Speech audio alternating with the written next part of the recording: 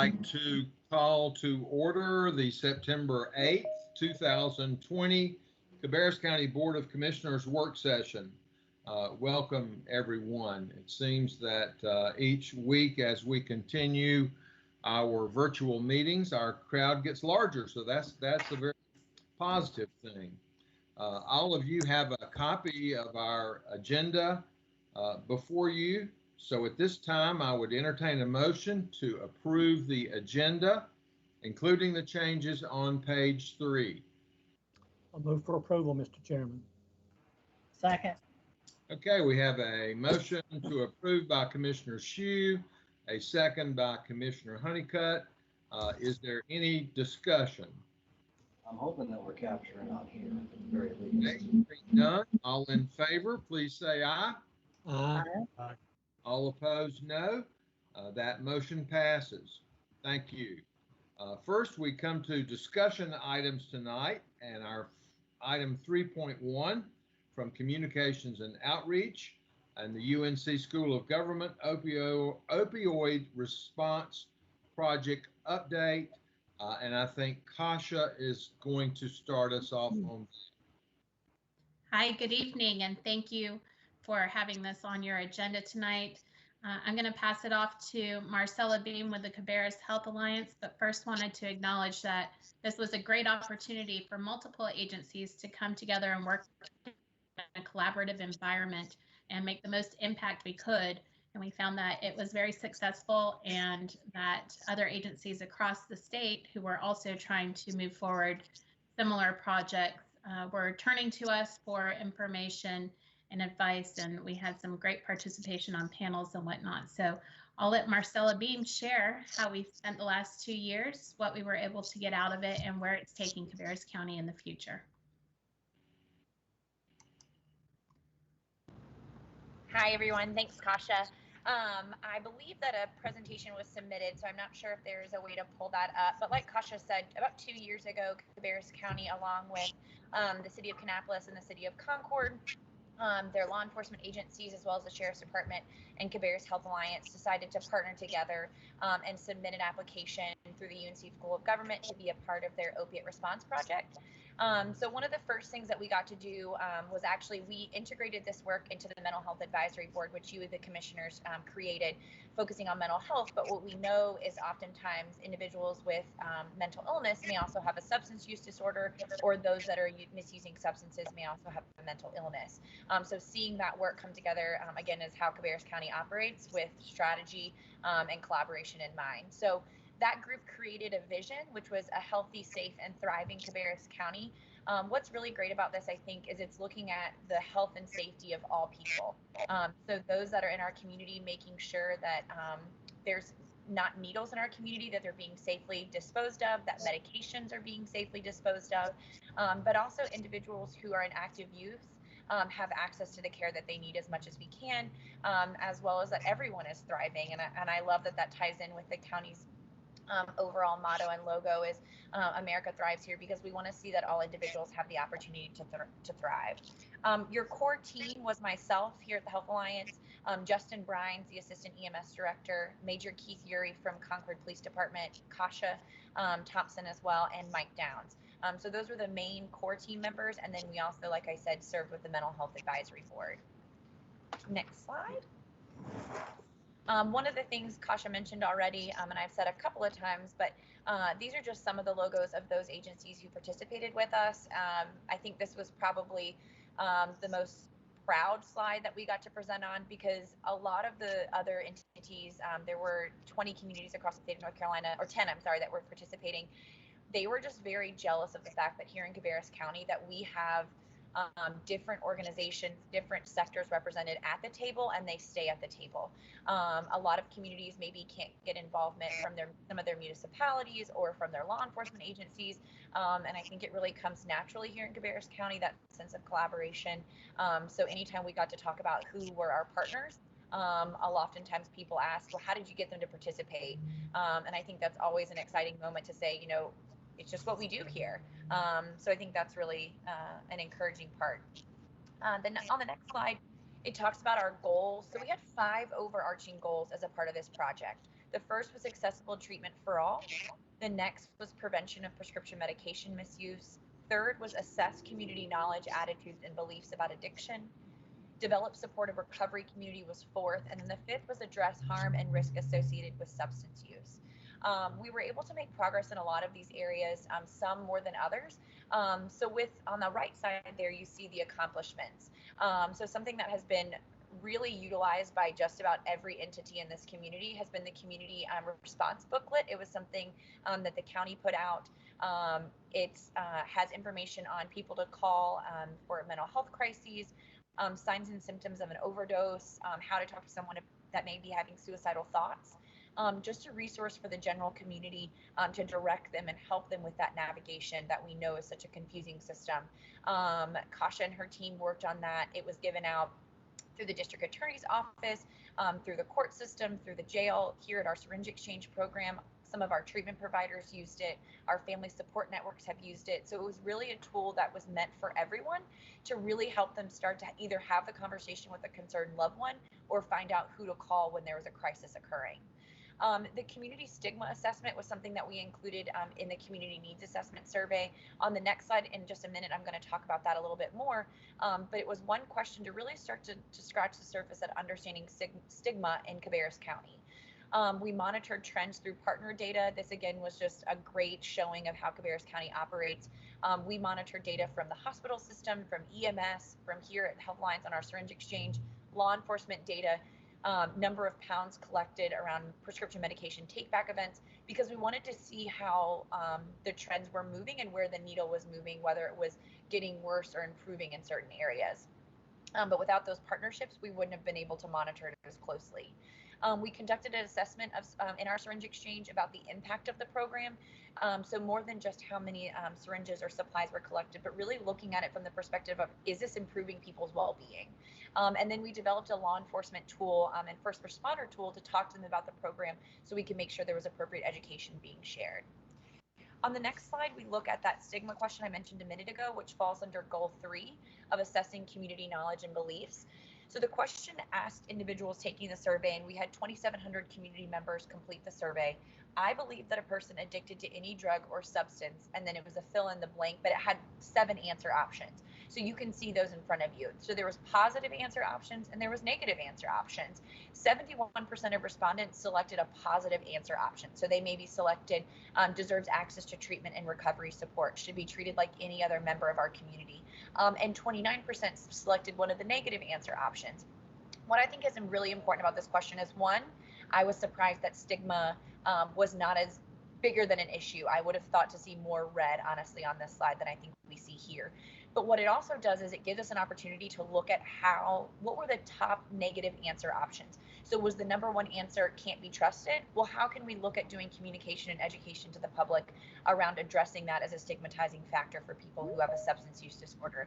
So it really is starting to look at giving us a way to impact stigma, because now we have some data around it.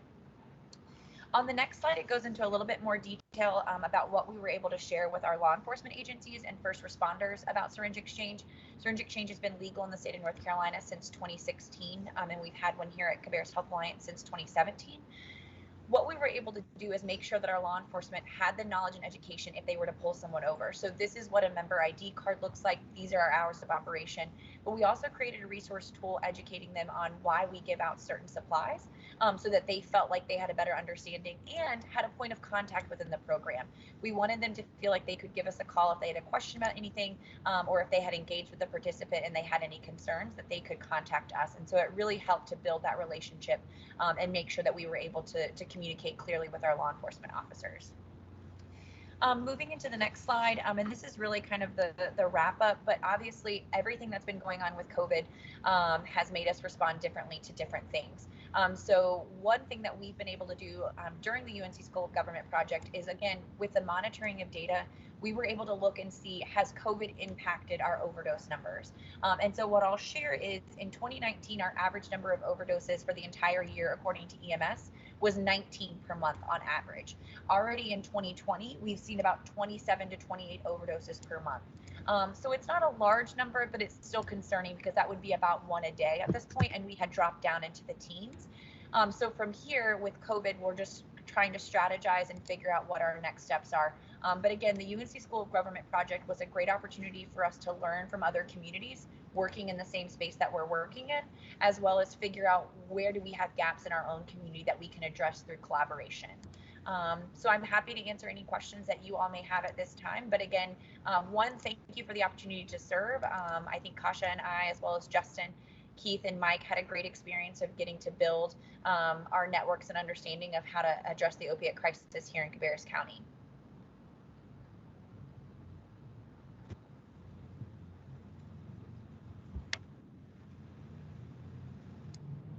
Questions for Marcella from anyone? No questions from me. I'm just curious, of the 2,700 people that you mentioned, how did those people know about the survey, or how were they solicited to get their input?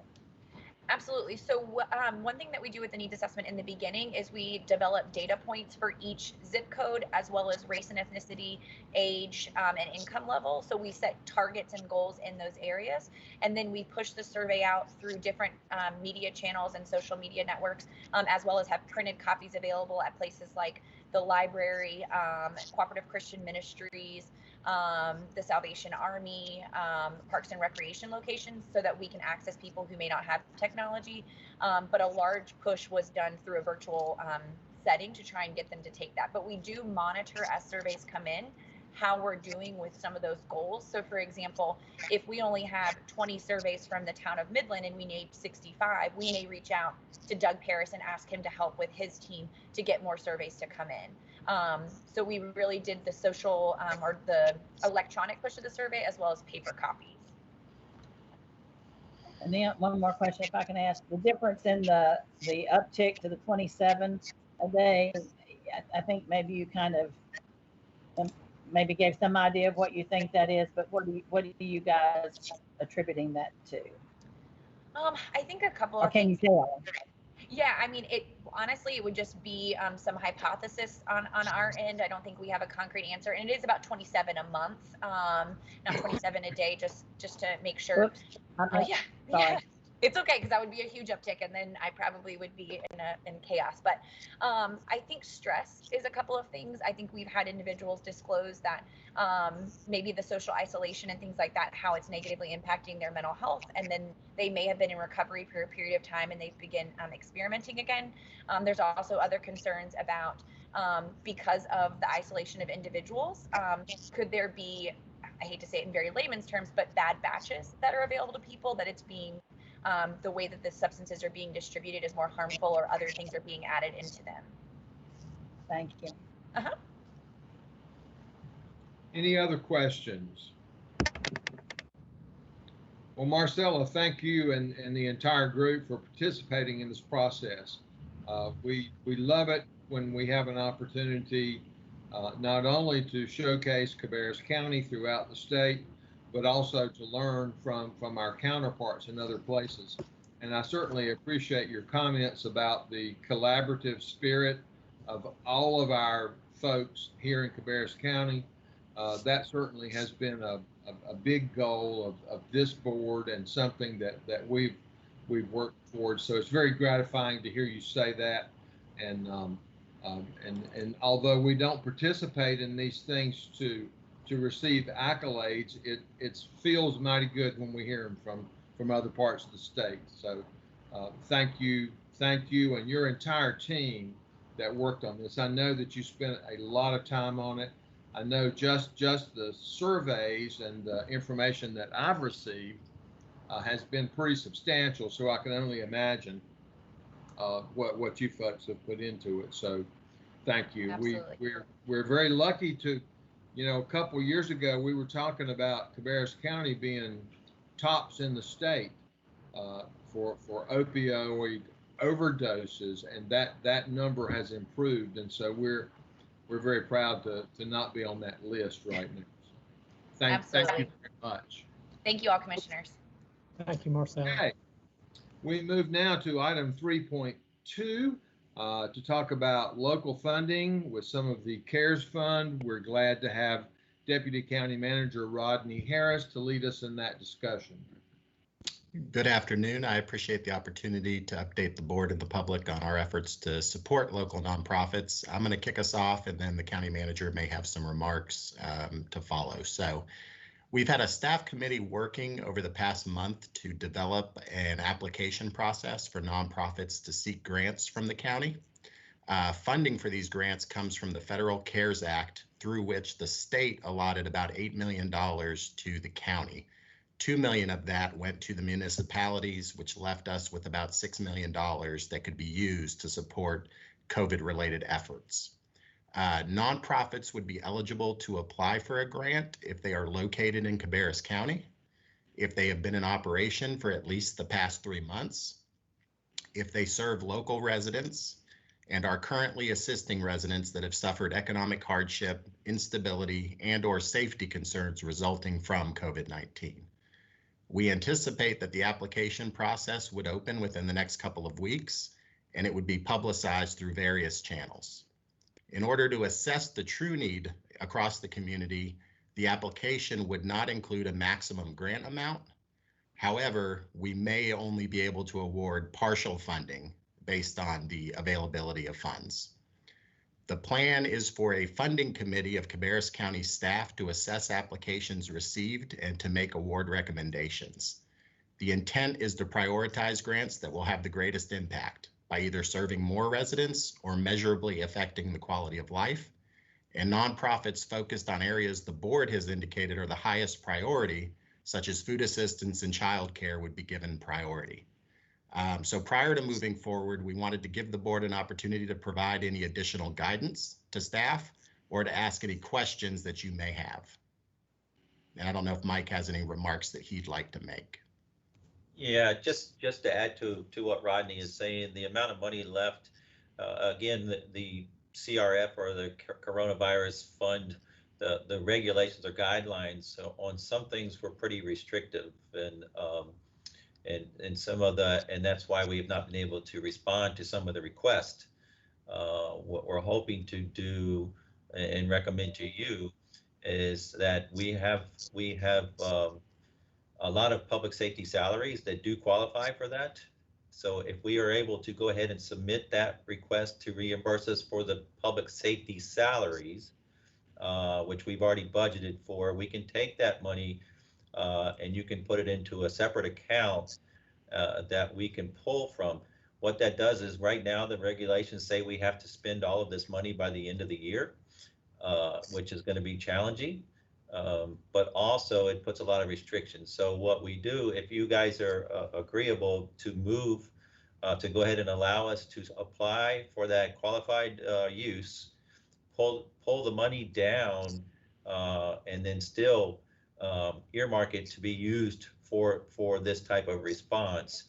It'll do away with the deadline of the end of the year, but it will also expand your opportunities to meet more needs throughout the community. So that's the direction we're moving in. Hopefully you guys agree with that, and then we can move forward pretty quickly with pulling that money down.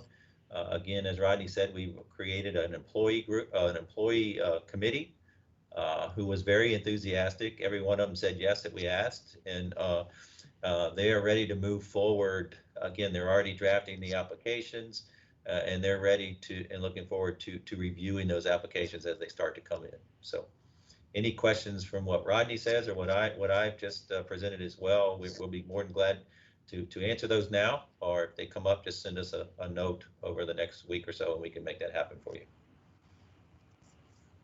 Okay, questions for Rodney or Mike?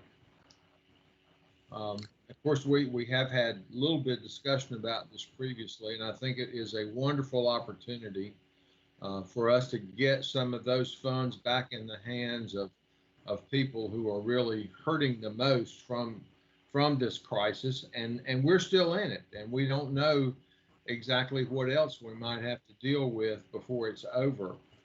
So I think this, and I like the plan, Mike, that you presented as far as extending that deadline out a little bit by the way that you proposed handling it. Gives us a little bit more flexibility to address some of those needs that we may not even know about yet that might come forward. So I think that that making the public aware of this is very important. Unfortunately, I think that our meeting is not appearing on television right now, but probably some technical difficulties that they're working on. But I know that that Kasha and her staff will do a good job of getting that information out there. Did anyone else have a comment or a question on this item?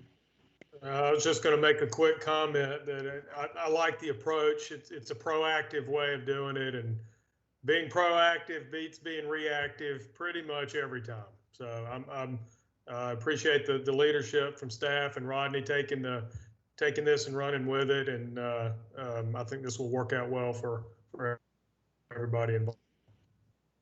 Excellent. Thank you. Thank you. Okay, if there are no more questions or comments, we will move now to item 3.3. We are delighted to have Donna Carpenter and John Mills with us to talk about the state of tourism in Cabarrus County. And so we'll turn the floor over to you, Donna. Welcome. Thank you very much. It's good to be with you all. It's good to be sitting in my office finally. But you know, we're coming to you today. We normally come to you with sunshine and rainbows and great news. And unfortunately, today we're here to kind of give you a real picture of the industry as we are sitting here in Cabarrus County. And while there are successes, we are still in the midst of some major hurdles that we need to overcome.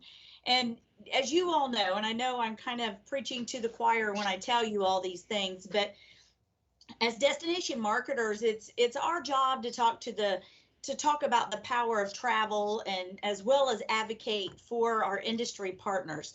So I'm gonna give you a couple stats here, and so this comes from its economic impact visitor data from the state of North Carolina, and in Cabarrus, it talks specifically about Cabarrus County. So of the state's 100 counties, Cabarrus ranks 12th in visitor spending, which reached an all-time high of $478 million in 2019. As a result, over $35 million in state and local revenues were generated, representing a tax savings of $165.64 per resident.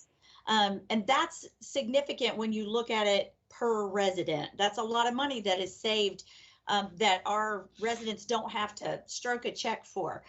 But most importantly to note, tourism sustains jobs.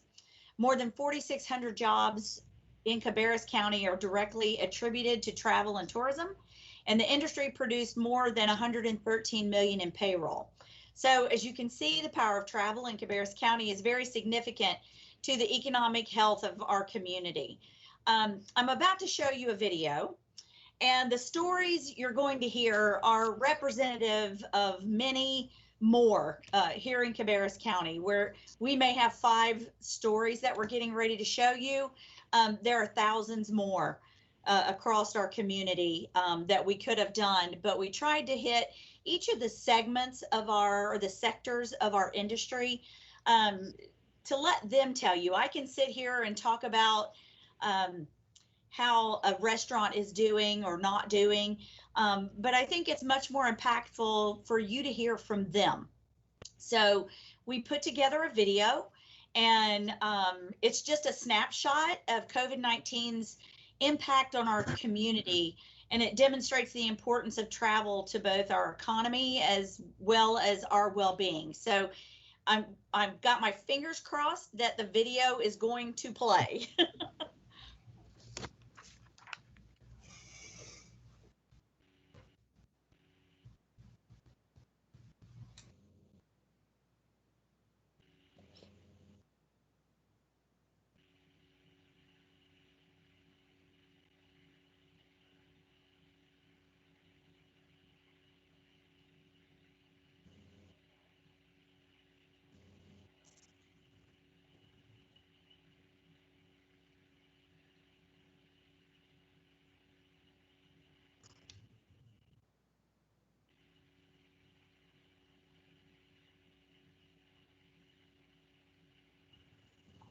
don't think we have any sound.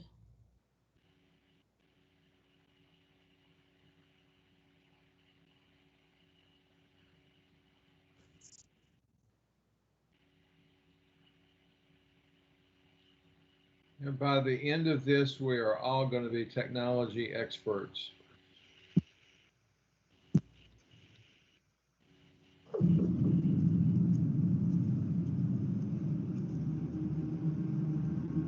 I try not to get emotionally involved. It's pretty heartbreaking to know that we're pretty much powerless to do anything with our business, and that I can't help our employees any more than I can at this point. I'm sorry. I want people to be safe. I want this to be over, but you know, how long can this possibly last?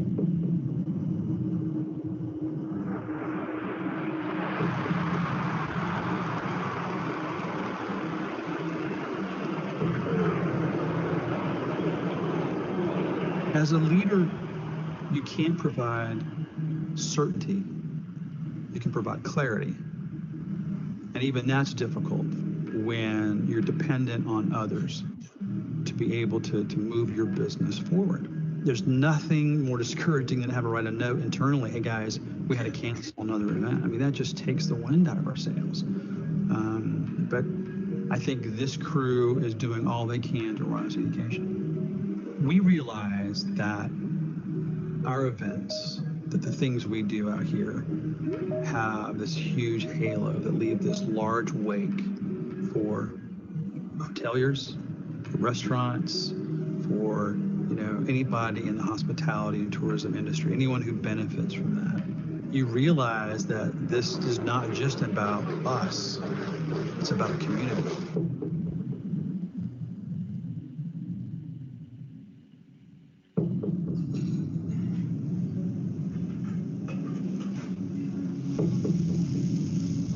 I'm a hometown boy. I'm from here. Went off to college, got a hospitality culinary degree, and came back and decided to do something in our neighborhood because I wanted to serve my friends. I wanted to serve my neighbors. I wanted to serve the people who I rode their bike through their backyard when I was a kid. And when you can't allow customer into your restaurant, something that we've worked so hard to create an ambiance and an atmosphere of a hospitality excellence, and you have to tell those people, wait outside. It's hard to know that we're just a couple bad days away from not being able to live out our dream and be able to provide the service that we want to our customers. It's been extremely trying and taxing, and we cannot wait for our customers to be able to walk back through our doors and embrace those guys and give them the level of service that we have come to expect of ourselves.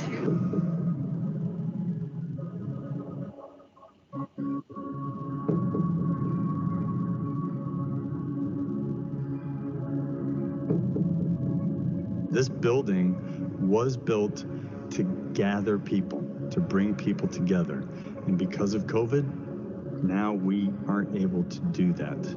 I can hear the creaking of the building because there's no one in here. That is a dramatic impact. It's like walking into a ghost town. If I don't provide a good product, then customers aren't coming. But this is not the scenario we're in now. My product is good, but customers aren't coming. And so my staff is suffering because of it. And to go from 200 to 20 employees is really hard.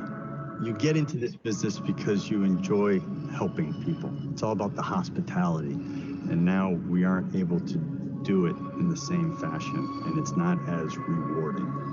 That hurts.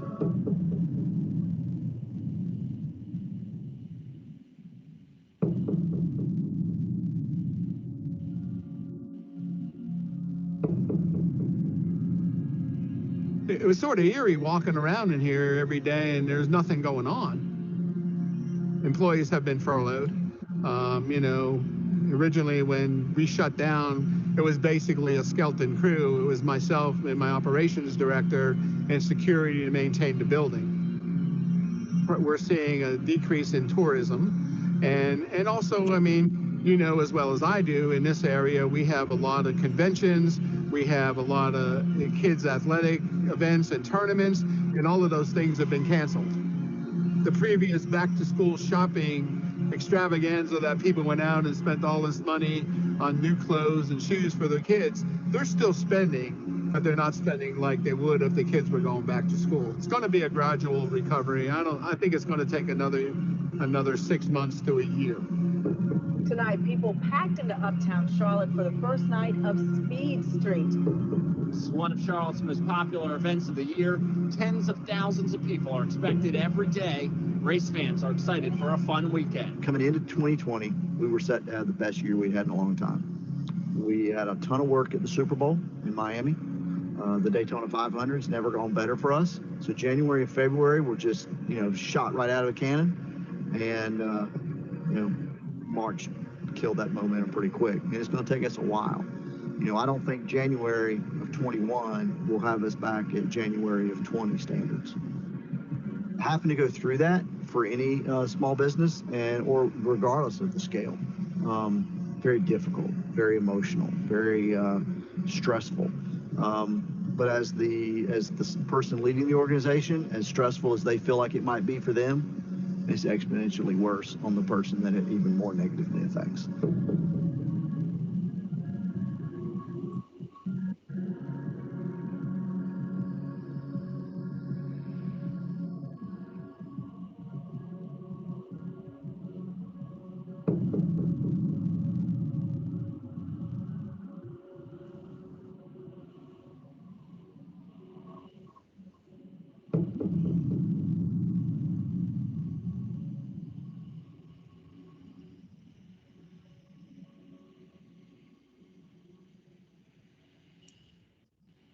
So I apologize. I apologize for the delay.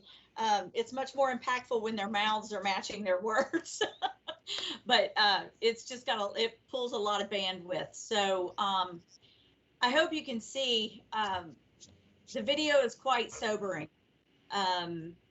It's one of those that when I watched it, and I've been into these businesses, really it hit home that it's still happening. And while we are appreciative to the governor for moving us into 2.5, which is going to allow Great Wolf Lodge to open on September 17th, and it increases the number of our outdoor activities to 50, it still leaves a lot of our partners struggling with where we need to be. And we're not asking you to do anything other than continue to be the wonderful advocates that you all are of our industry, and just a reminder of how important our industry is. And I think we have a slide presentation also that has some numbers in it.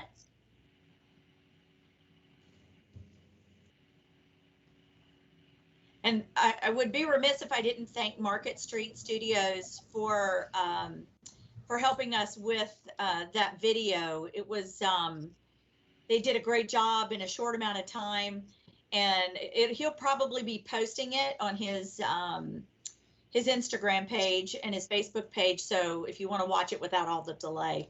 Are we getting our presentation up? Do you have the rest of the slide deck, Lauren? I do, working on it. Thanks. Well, while we're waiting, I will say that is probably the most depressing video that I have seen in recent memory. We know all those things, but to see it demonstrated so clearly and to realize that, and I never thought about the fact that this is the first time since it opened that Embassy Suites has been devoid of people. And that's pretty haunting. I will tell you, Steve, when we shot that video was in the middle of the day. And there was literally 5 people in that building. And it was very eerie and sickening and sad to walk in and a place that was so vibrant. Now, we are optimists. We're forever optimists in this industry, and we're resilient, and we'll come back from this. I feel certain, but we're not going to come back without some impacts. You know, there are going to be some of our hospitality partners who aren't going to make it and are not going to be able to stay in business out of this. And, you know, we're here to help and do as much as we can as soon as we can. So this is kind of our economic impact fact sheet that we provide to you. And again, these are 2019 numbers. We won't have the doom and gloom numbers until later on. And so I don't need to read this to you, but you all can look through this and see how the tourism industry has continually been an upward graph since 2000. And even in a down economy, we did well until this. And we're not trying to say that we're the only industry that's been affected by this. Everyone's been affected by this, and we understand that. But as we talked about the other day, while we embrace our whole community, it's our job to take care of and advocate for the tourism industry. And so that's why we're here today. And I'm going to turn it over to John, and he's going to talk about some of our numbers. All right, Lauren, next slide.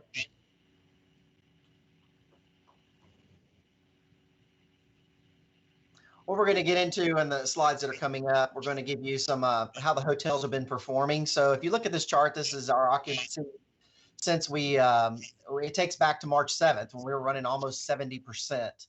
And that is a pretty strong number in our industry. You can see how quickly it kind of fell off the table, so to speak. But we've gradually been coming back since the low of about 28% since April 11th. We're running about 50% now, and you can see that's been pretty consistent over the summer.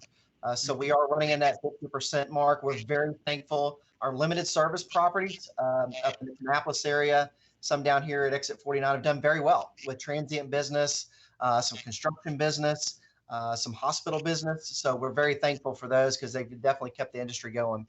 The next slide looks at average daily rates, what we call ADR, and you can see we're running near $94 before all this started, and we're running around $77 now.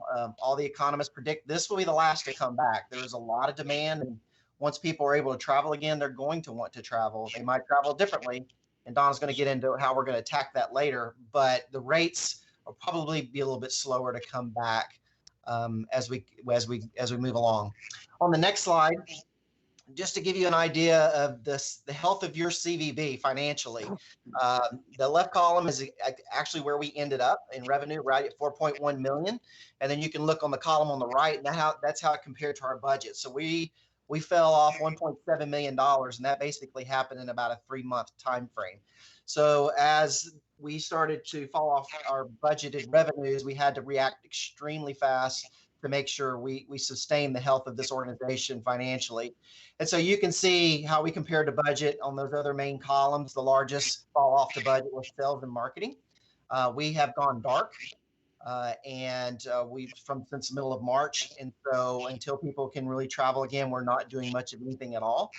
And so we just tried to save as much as we could. That affected staff. Don will talk about that in a second. And you can see at the very bottom, we ended up, even though we lost 1.7 million in revenue, we got that down to a net loss of $276,000. You can see in the blue there, we actually had a surplus at the end of last year at 233. So those two transitions right there between a loss of 276 surplus of last year, only a net loss of 42,000 over the last 2 years. So we've gotten plenty enough money to meet our reserve requirements that we have as an organization, and we'll be prepared going forward. The next slide, I'm going to give back to Donna. It talks about some of our group business, and she can talk about the leads and what we've lost to COVID. Yeah, thank you. As you can see, these numbers are significant. These are the groups that have have canceled and that we have lost due to COVID. They continue to come in. Some of these, have tried to rebook. Our problem now is that the months that they've tried to rebook in are all full and there's no room for them. So we're losing them to other destinations because of that. And you can go to the next slide.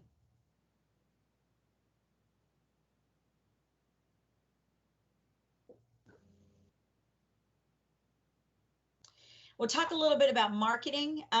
What we've been doing is working on our recovery campaign. As John said, we did go dark, so we are not advertising at this time. It wouldn't do any good. People cannot travel. There are certain things that we can do for free that we've been doing. This is one opportunity that came to us. Barbie from the chamber and Mike Downs actually sent this to me, and we took advantage of it. And it's an opportunity where the Avett brothers performed at Red Rocks, and they were redoing that and showing it during the same time or the same time frame that they were doing their concert here at the Speedway. And so we had a brief window of opportunity to be able to put an ad in here or a short commercial. And here's the challenge with UNCTV is you can't tell people to come visit. You can't say you're the best. So we were limited in what we could do, but we had already shot some video and B-roll of Jim Avett, and we utilized this. We'll try, Lauren, if you don't mind, the next slide and try to play it. We'll see if it makes any sense, if it plays for us. It's a very short spot.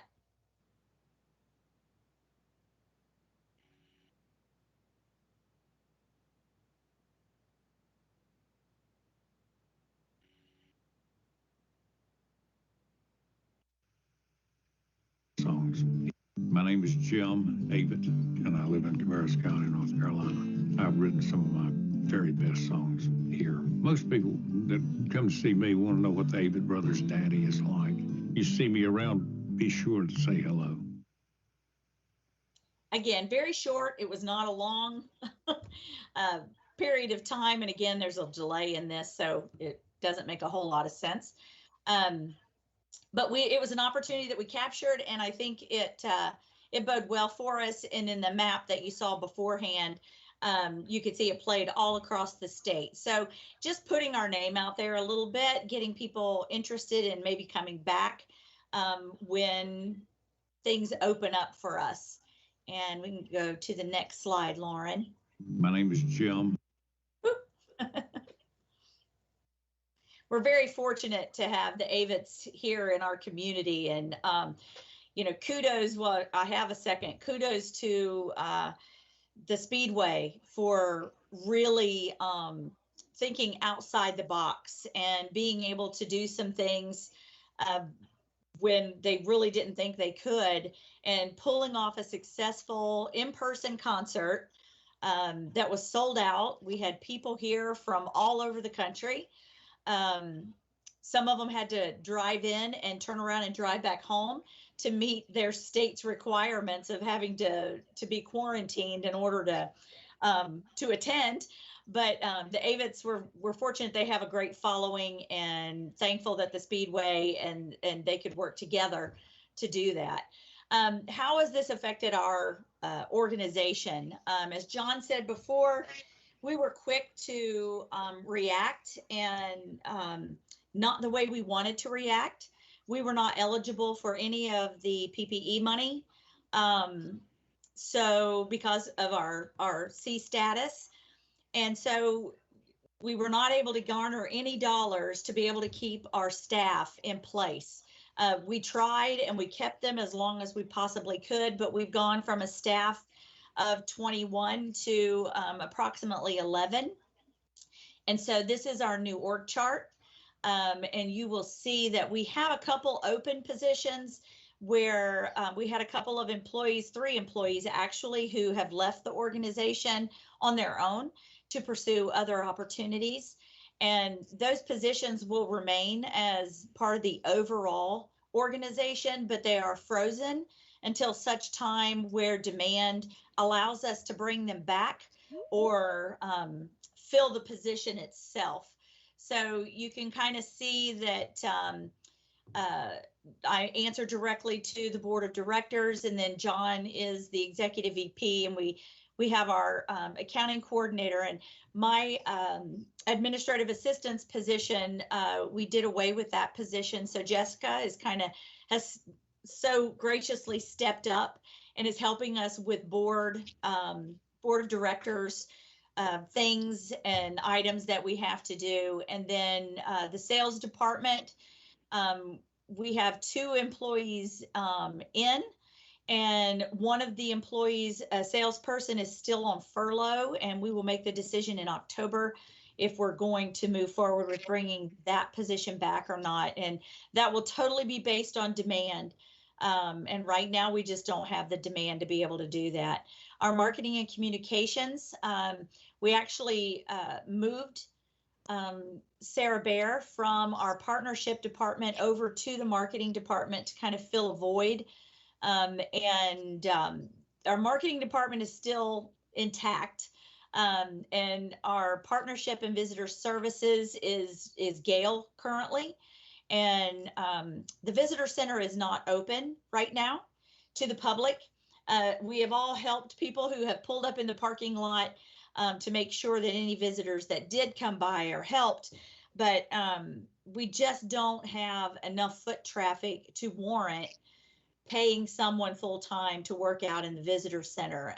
Once the Great Wolf Lodge opens up on the 17th, we will gauge the foot traffic, and at such time, when we deem necessary, we will bring someone and hire someone back into that position to run the front house in the visitor center. I think that was our last slide, is it not? I think so. And I, again, want to thank each and every one of you for always being advocates for our industry and being supportive. We are back to, I came here 11 years ago, and we had 12 staff members, and our budget was much less, and we have exceeded that. We are now lower than what we were 11 years ago, but I feel certain that once the economy opens back up and we can encourage people to travel safely, that they are eager and hungry to travel and make memories with their friends, and we're going to encourage them to come to our wonderful community to do so. Thank you very much for that presentation, Donna. Does anybody have any questions or comments they'd like to make to Donna or John? Well, thank you. As I said, that I think the presentation and the video does an excellent job of truly making folks understand just where we are and how we've been impacted by this situation. Being one of those business owners that has been completely shut down for 6 months, I can certainly sympathize with what we have seen. Very much appreciated the video with Jim Avett. I spoke with Greg Walter earlier and complimented him on the review in the Charlotte Observer about the Avett Brothers concert at Charlotte Motor Speedway. Could not have possibly been any more positive in any way.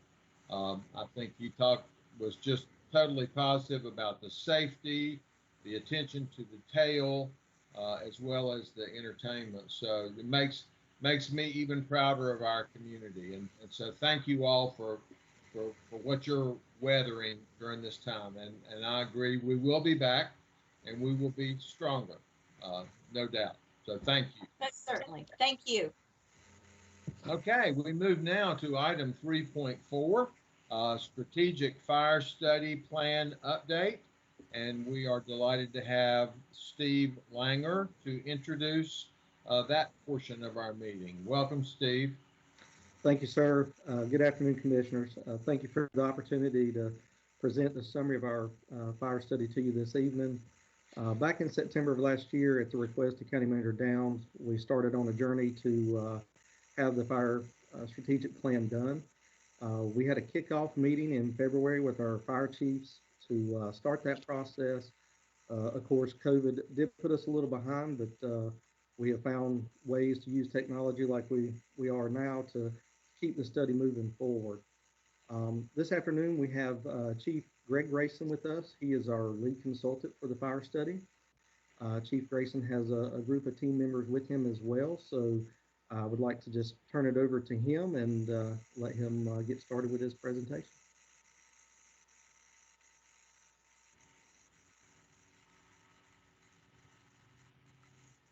Good afternoon, and certainly thank you for the opportunity to be with you today.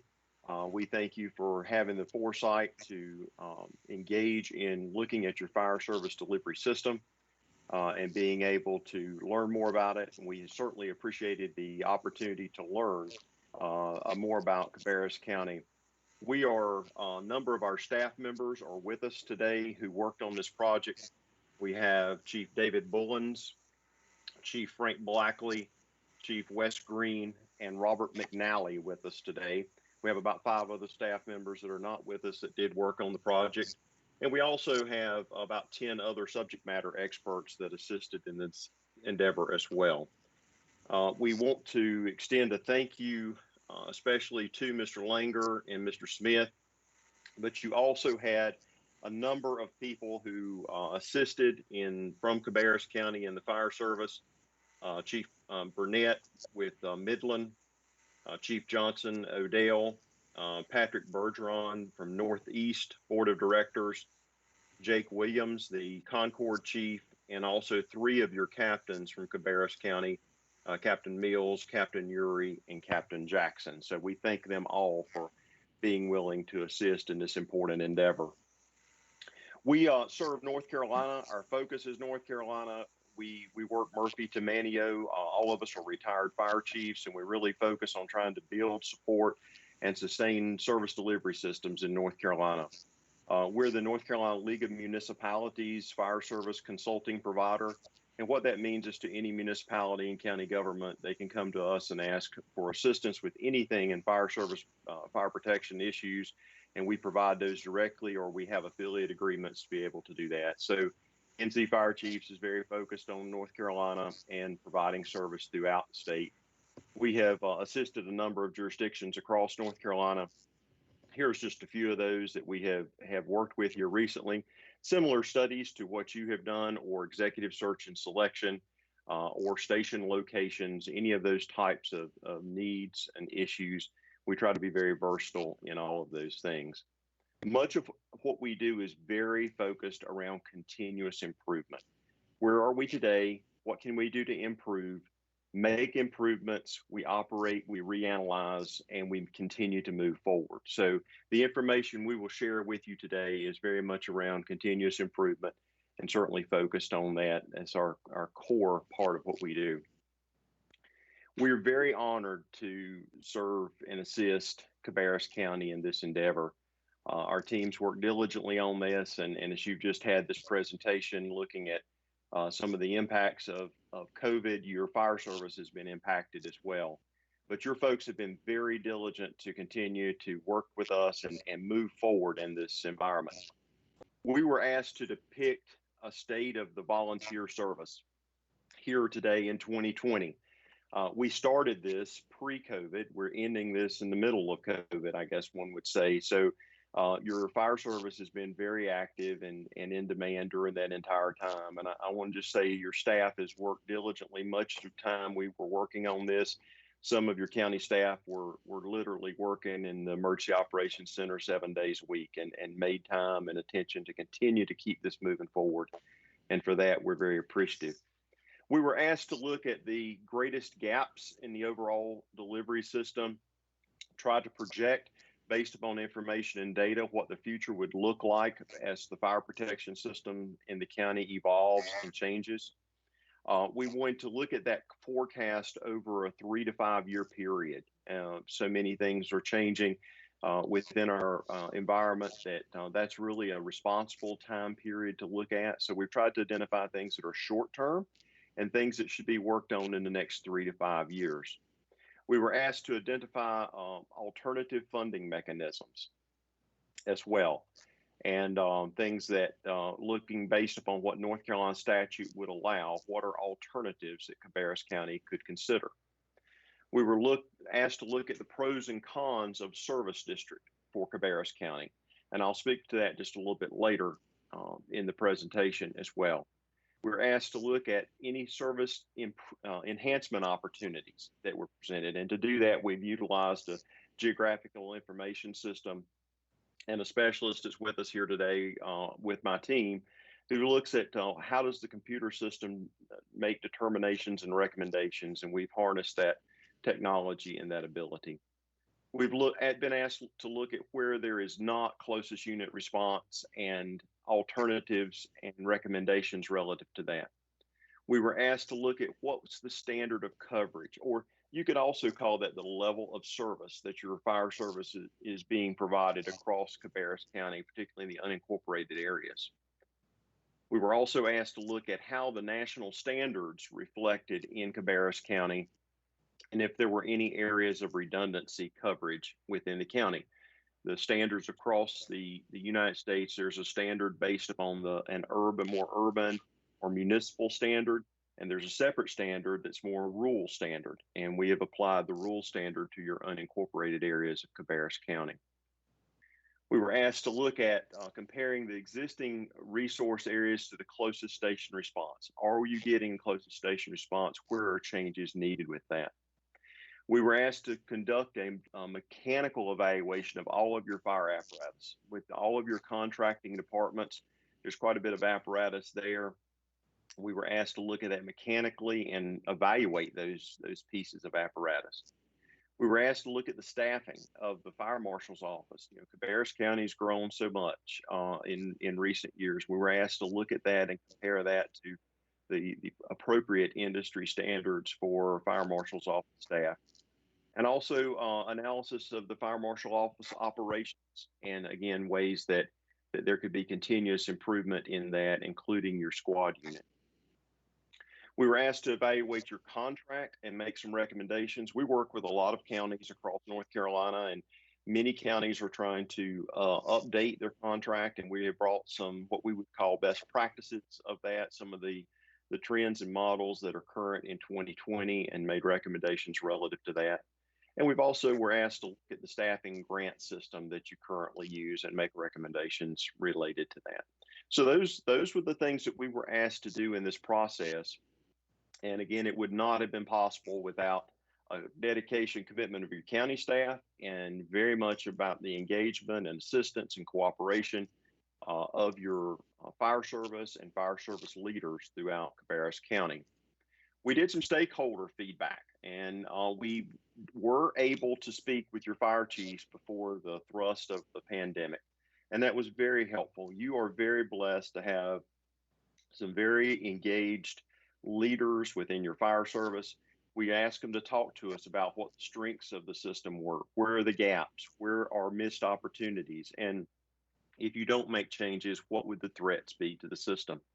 But we went further than that. We also talked to your firefighters. While your chiefs certainly provided excellent information and gave us great quality and direction, we did want to reach out and include your firefighters and hear their perspectives. We also put some information out as an indicator to see what the public perception was of the fire service within Cabarrus County through a public survey, and we'll speak to each of those. Your fire chiefs recognize that it's your leadership of the fire service in Cabarrus County. You have a number of strengths. And let me say to you that of our 100 counties across North Carolina, you are blessed to have a good automatic aid system. Some counties do not have as much cooperation and support across the county as we saw in Cabarrus County, and that's an excellent benefit, that just to make you aware, you have departments helping each other. Your chief saw that, we saw that, and that does need to be noted first and foremost. That's so essential in the fire service. They talked about the funding systems that you have, and other strengths being that you can engage part-time staffing. One of the major trends happening within the fire service is we have, for many years, I started as a volunteer over in Cleveland County. So did many people in many years past. We're seeing fewer and fewer volunteers today. That means that there's more dependence upon career staffing and more dependence upon part-time staffing. Your chiefs in Cabarrus County said that the availability of part-time staffing is something that you have that's a benefit. Later, you're going to hear that that's a concern as well. But it's important to note that you are blessed to have the ability to hire off-duty Concord, Charlotte, or other people that can assist you. The pride in the fire service was recognized. Junior firefighter program, you have some departments that are using social media. You do have a staffing grant program you're providing. But the chiefs also said the quality of services that we are receiving and providing in Cabarrus County is significant, and the quality is very good. And they also were very appreciative for efforts to enhance benefits for volunteers. So you've got a lot of good things going within the fire service in the county. And again, your chiefs were very engaged in helping to provide this feedback. They did see gaps, and as any good leader is going to look at the things that is work in progress and needs attention. And while those part-time personnel are certainly valuable, they also recognize that they're coming from the same pool. And what that may mean is that if you have a significant storm come into the area and you're very dependent upon part-time people, that they may be called to Concord, or they may be called to Charlotte or other career jobs, and may not be available for part-time purposes. And your chiefs recognize that. The challenging in attracting and keeping adult firefighters. And we've got some recommendations around recruitment and retention to help with that. And the chiefs recognize that the culture of volunteerism is changing. There were several items that the chiefs noted about the communication systems and processes, and how the increasing need for funding. That is in all 100 counties in North Carolina, and really across the nation, as fire service is shifting more and more to away from some areas and volunteers. But the need for an apparatus replacement plan, the staffing levels, and then the difficulty in providing some specialized services just due to the number of personnel that's available were the areas that chiefs recognized. They did also identify some opportunities and the need to try to reach to young folks before they made a career choice. And you have a great vehicle to do that in Cabarrus County with the Concord High School program. Your program there is known statewide. If you didn't know that, it was one of the first, and it has had great leadership, and is really recognized across the state as a model for others. And the chiefs recognize that. Using more technology to address some of your communications challenges, and strengthening the support system, squad and EMS support systems as well. Some threats if changes aren't made, the concern about staffing levels. One of your chiefs said, I look behind us and I don't see other people coming. When we're gone, I don't see other people coming behind us. It was one of the comments made. But having trained and qualified firefighters available, certainly they determine that as a threat. And then the growth, your growth and your call volume, and the increasing need to have specialized services as well was recognized. We surveyed your firefighters. We did that electronically. We had about 100 responses. We would say to you that 75% of them replied that they were either satisfied or very satisfied with the current level of fire service. And I think that really speaks to the pride that your firefighters take in the job that they provide. Many volunteers, many of the part-time personnel, that they know that they're providing a really good service, and 75% of them recognize that in that response. Many words about the positive feedback your firefighters provided: dedicated, brotherhood, reliable, that word pride again, quality, professional, loyal. So I want to leave with the understanding that you do have so many good things happening within the fire service in Cabarrus County. They did reflect some communication concern, leadership and support concern, the recruitment again of new volunteer firefighters from your fire service survey, some concerns about being understaffed, disjointed, and some rivalry. And then there was clearly a lack of understanding about your supplemental staffing squad. You are really new into that program in comparison to some other counties, and we have tried to address that throughout the study as well. So those were the responses your firefighters gave when we listened to their feedback. We also put feedback out to the general community, and a link was distributed among multiple methods throughout the county. We received 360 responses, and we asked folks to identify the area they're coming from. Most all of your districts had responses. And of those 360, and we would say in comparison to other studies that we have done, that was a significant number of responses. We would say 68% of the people who did respond had interacted with their fire department in the past 5 years. They'd had a response call or had interaction. So a significant number of the people who did respond recognized the value their fire service provided to them. Of that group of 360, 86% said that they were satisfied or very satisfied with the level of service they'd received. So these are folks who actually received services and acknowledged that they were very pleased with that. 96% of those that responded reported that fire protection was a very important factor to economic development. We know that economic development is important to Cabarrus County. Economic development is important in North Carolina. And your residents who replied to this said, yes, providing fire protection as a core component of local government and public safety is very important to economic development. Of those that responded, 84% felt like their fire services were effective or very effective, and 87% reported they felt safe or very safe in their homes relative to the response. So very good feedback from your residents throughout the county. Shifting gears, we were asked, as was said earlier, to look at the mechanical evaluation of your apparatus. We have a picture here of a pump panel on a fire engine, and it's a rather complicated piece of equipment.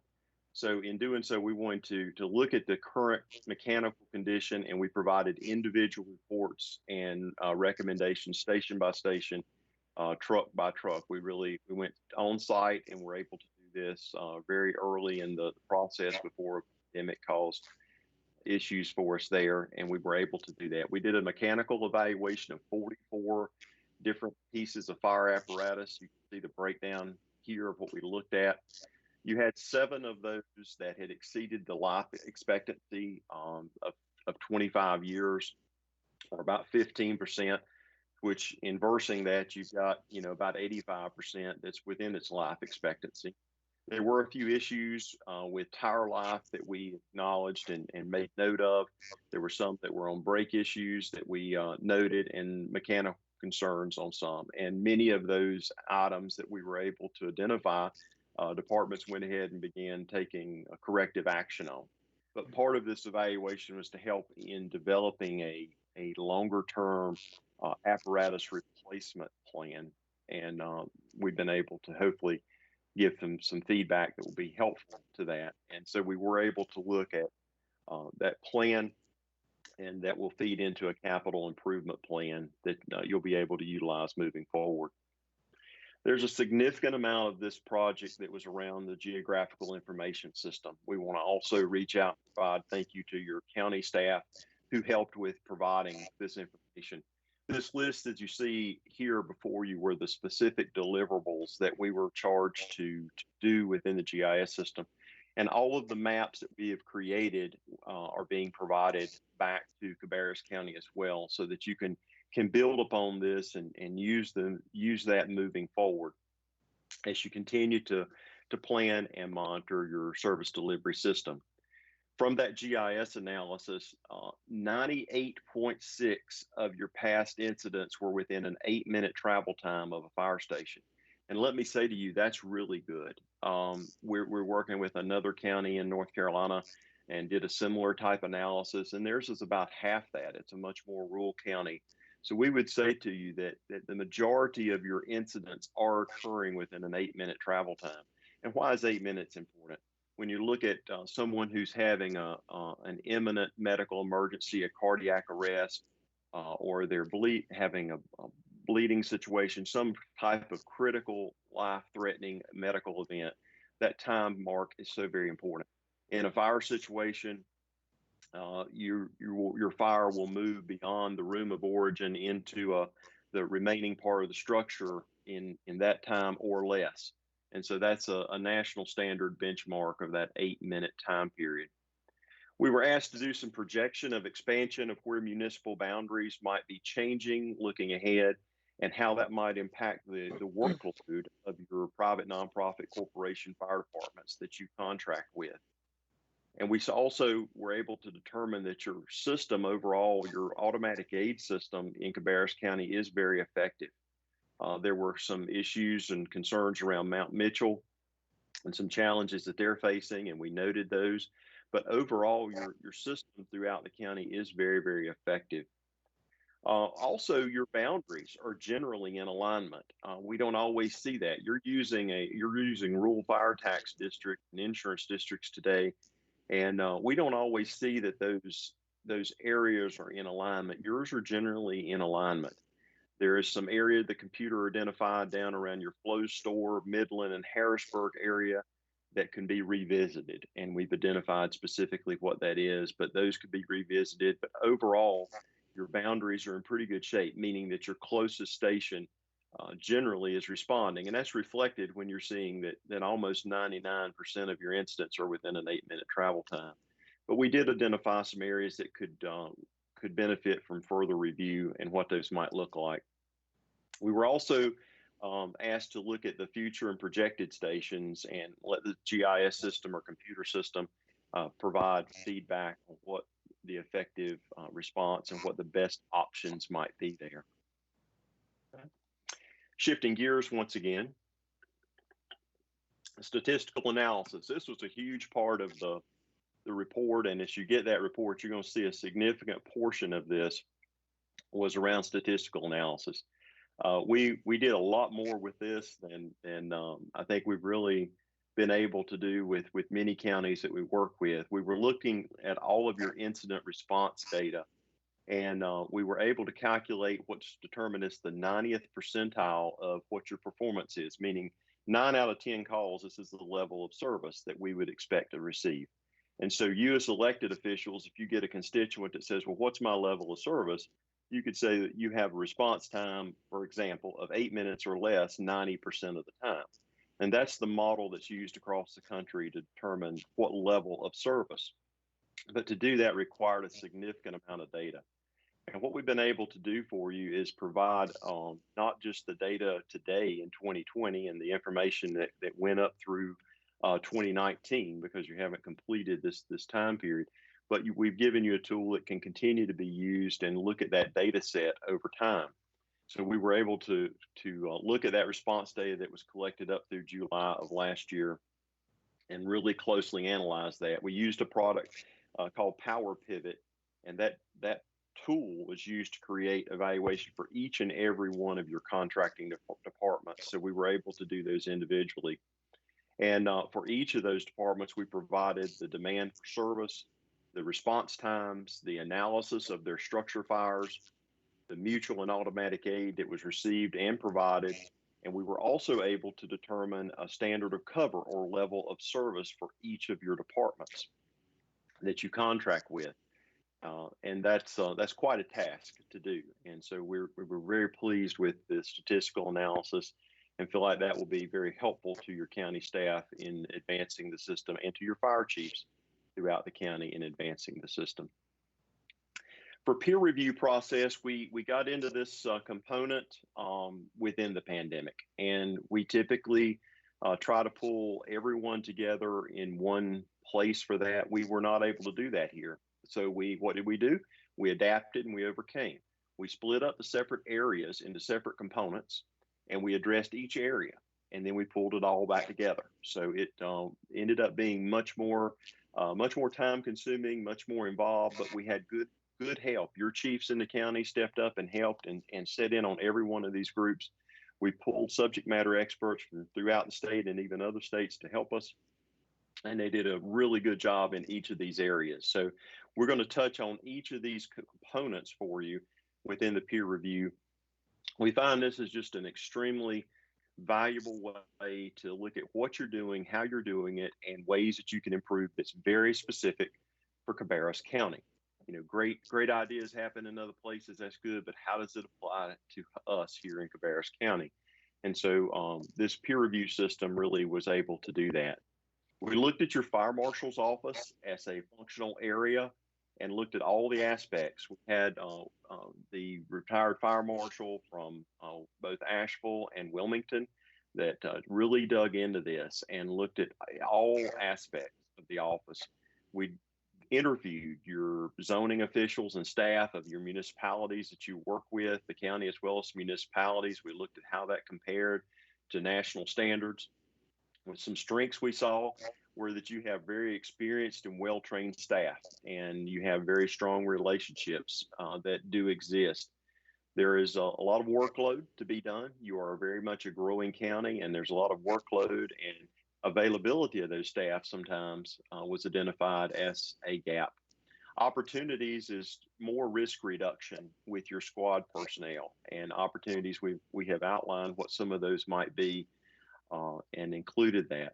Some threats, employee turnover, particularly for that around your squad operation, and the need to make some enhancements there, and we identify those for you. Some need for additional policies and your emergency management work. You know, this pandemic situation certainly has highlighted how involved and engaged your staff has been in helping to manage the overall emergency situation for the county.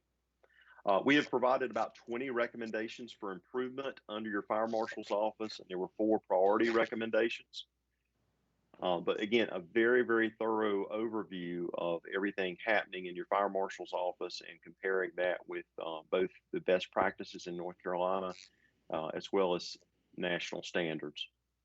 We look specifically at your squad. That is an overall a newer program for Cabarrus County, and we reached out and pulled folks from other counties in North Carolina that are using a similar type operation, such as Forsyth and Guilford, and we pulled Wake and other counties that have been using these types of models, and we were able to see that you're really exactly where you should be in that your system is newer than some of the others. They have worked through similar growing pains, if you will, over the years.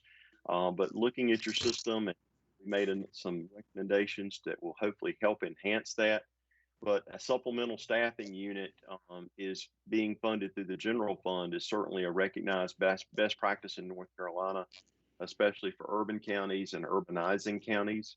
And our team looked at recommendations, both short-term and long-term. We looked at the duties and responsibilities of your squad unit, the importance of designating a lead person. This communication piece, particularly with your fire service in the county, certainly could be enhanced. And we go further to say not just the communication, but interacting and having more engagement between the squad staff and the departments in the county, and the need to do that. Helping to strengthen the squad personnel, diminishing some reliance on the part-time personnel in order to build continuity and consistency and reliability as well. We've looked at some items about the station location for your squad and some recommendations with some vehicle improvements, as well as some of the funding adjustments that may be needed over time. But again, we had some excellent feedback within this part. You had a chief from your county, as well as folks that are leading parallel programs in their North Carolina counties, and our fire staff as well. And hopefully we have given some information and feedback that will be helpful there.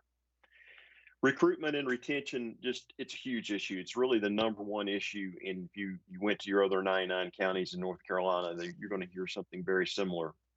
The trend is certainly more career and part-time personnel, and it's not just a North Carolina thing, but a national thing. We reached out to specialists here in North Carolina. The State Fire Chiefs Association has received a grant and is working on that with a staff person. We reached to the International Association of Fire Chiefs and brought in a person to help with that. We brought in someone from Henrico County, Virginia, as well, as they have been experiencing so much of a transition from career in and volunteer and part-time, and how all those moving parts. And so we had a great team of people that looked at this and engaged members of the fire service in Cabarrus County as well. I want to show you a chart on the next slide that really I think is important. You as policymakers to see this and recognize that this is an important takeaway from today.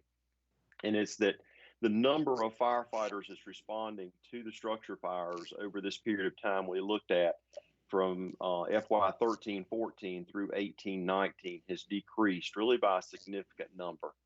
And that's not unusual in other areas. You're not decreasing more than other areas. We just want you to recognize that your structure fires continue, your need for staffing continues, and as your system evolves, there will certainly be a need to look more and more at your staffing and staffing levels.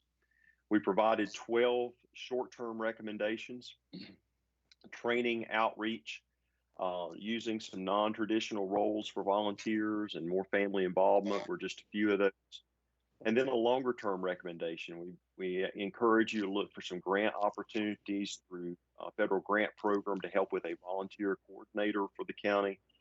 Recognition and live-in programs that could have potential in Cabarrus County. And that's where, for example, firefighters have a stay in a fire station and live in a fire station in turn for being ready to respond to calls. And we provided some examples and best practices that other counties in North Carolina are using.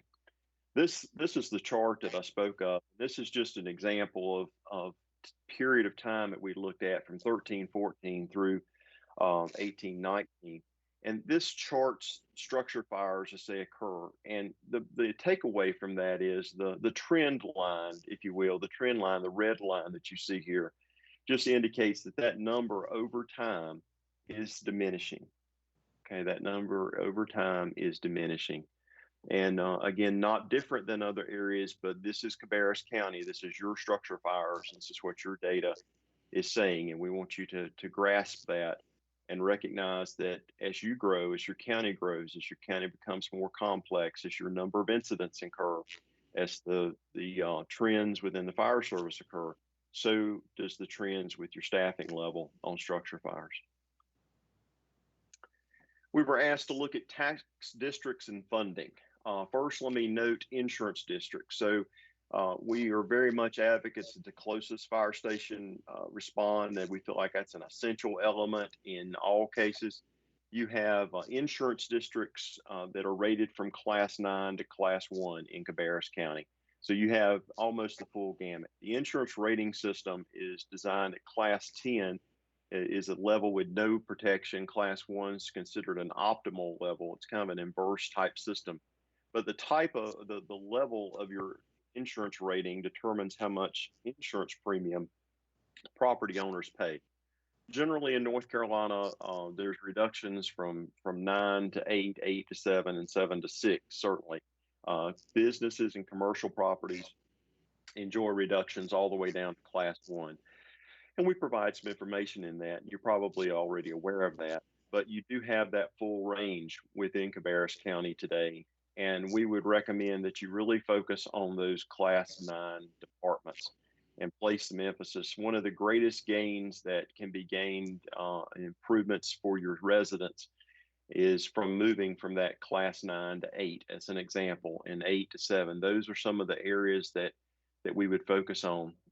When we look at some other North Carolina counties, they're really working to get those rural areas into as low a class as possible, and we encourage you to continue to do that here for Cabarrus County. North Carolina general statutes provide several different methods to fund fire protection in North Carolina, and all are used. There are those that use rural fire tax districts just as you do, and Cabarrus County is using those today, and many counties still use rural fire tax districts. There are challenges with rural districts in North Carolina. However, you do have a local bill that gives you some relief to some of those restrictions. So that's a very positive thing. And because of that flexibility that you have in a local bill, you're continuing to use those effectively today. As we look forward, another model that many counties are using and or moving to are service districts. Service districts can be the entire unincorporated area of the county, or they can be regional service districts. But just as statutes allow service districts for many purposes, from sanitation to water to other things, they will allow service district for fire protection. And we're seeing throughout North Carolina that more and more counties are shifting to service districts in order to address some of the challenges with costs that are occurring in the fire service, not just in equipment costs, but the bigger piece is staffing and personnel costs. North Carolina will allow you to use general fund appropriation. There's only a couple counties in North Carolina that utilize only general fund, but you certainly can support your fire protection delivery system with general fund, as you do and as most counties do in North Carolina. Your current rural fire tax districts, they have a range, pretty broad range of 6 cents to 15 cents. When we look at the mean average in North Carolina, it's about 10 cents overall in North Carolina. So you vary closely to that, and many are changing relative to higher staffing costs. Our team has looked at your system, your call demand, your load, your personnel, all the data points that you have discussed earlier. And we would recommend to you that long term, we would recommend to you planning a service district for your county. And that will take some time to work through, but that will be a more sustainable, more flexible system that can hopefully move Cabarrus County into future years. It's not an urgent and imminent need by no means, but a model that would allow you to move towards a service district, and setting that up and working through that would be a good model. If you do that, the involvement of your municipalities in the county will be very important, whether they want to be a part of that or they do not. We see counties in North Carolina that some municipalities desire to be a part, some do not. And we've put information in the report about pros and cons for all of those. But as we move forward, as we talk about that growth, service demand needs, and the staffing changes that are happening in the fire service, we recommend looking at a service district. I want to emphasize that service districts, again, do not have to be a countywide area. It might be more regional based upon the need or the area that is served. There are quite a few counties that do those as well. As elected officials, looking at policy decisions, we would say to you that look at, do you want to move towards a more unified service district model and move away from the rural district model? That's certainly a policy decision. We would recommend that you look at the service district model as statutes allow, and that as you continue to grow and are an urban county, and certainly promise to be even a larger urban county in the years ahead. As we noted earlier, if you do so, to reach out to your municipalities. Municipalities can choose to be a part of a service district or not. State statute allows them to, by resolution, enable the service district to cover that area or not. But if they do want to be a part of that, we encourage you to include them in discussions. Most counties use a fire commission model in order to help administer a service district, and then obviously municipalities would need to be a part of that if they were part of that decision making. And so it's just going to take some planning and research in order to help make that transition happen. And that won't happen overnight. We have been working with one county in North Carolina about 3 years to make that transition. And that's going well for them, but they've had great engagement and involvement, just as you have had in this component of the study and the process. But until that time comes, if you choose to do that, We encourage you to look at strengthening service levels or staffing levels wherever you can within your service delivery system. As you look at that trend line, you are having fewer firefighters responding to structure fires, and we think that's important for you to recognize and try to work through those systems and requests as they come forward. And then that combination of career and volunteer staffing models that you have in your system today. There are some district alignment that would be appropriate to do, and we would encourage you to take a look at those. I think your staff is aware of those, and especially I think when you're looking at any new stations that might be proposed, what makes the most sense. We've given you data and maps to show some of that. We have not made any recommendations at all to close any station, remove any station. That's not, that was not needed here at all. And in doing so, there could be some realignment of districts, though, to ensure that closest station response. We encourage you as policymakers to support your fire chiefs and your staff in developing these strategies. This is going to take a lot of collaborative approach and information. We've hopefully provided tools such as model contracts and being able to identify some areas that would need early attention, as well as other models across North Carolina that might be helpful or successful. So we would encourage you to look at those different areas moving forward, and as you think about how to fund your system. But again, all of this is focused around continuous improvement. And what are we doing today? How do we improve? It is an incremental process. And with that, I and my team will certainly be glad to take any questions that you might have or anything that we could further assist with here today. Okay, questions for Chief Grayson. I think I had jotted down a few questions as we were talking. It certainly was my pleasure to participate in this kickoff meeting in February, and now that I'm thinking about it, it's probably one of the last public meetings that I attended with a good many people there before the COVID situation. But yeah, I think you may have answered most of my questions. And when I was looking at the list of threats, I thought, okay, so how do those threats in Cabarrus County that you've identified, none of which came as a surprise to me based on the other conversations that we've had, how that compared to other counties across the state? And I think I've heard you say it's pretty comparable. Is that It true? is. It is. I think you need to recognize you're certainly an urban county, but rural counties are suffering from the same challenges with volunteerism.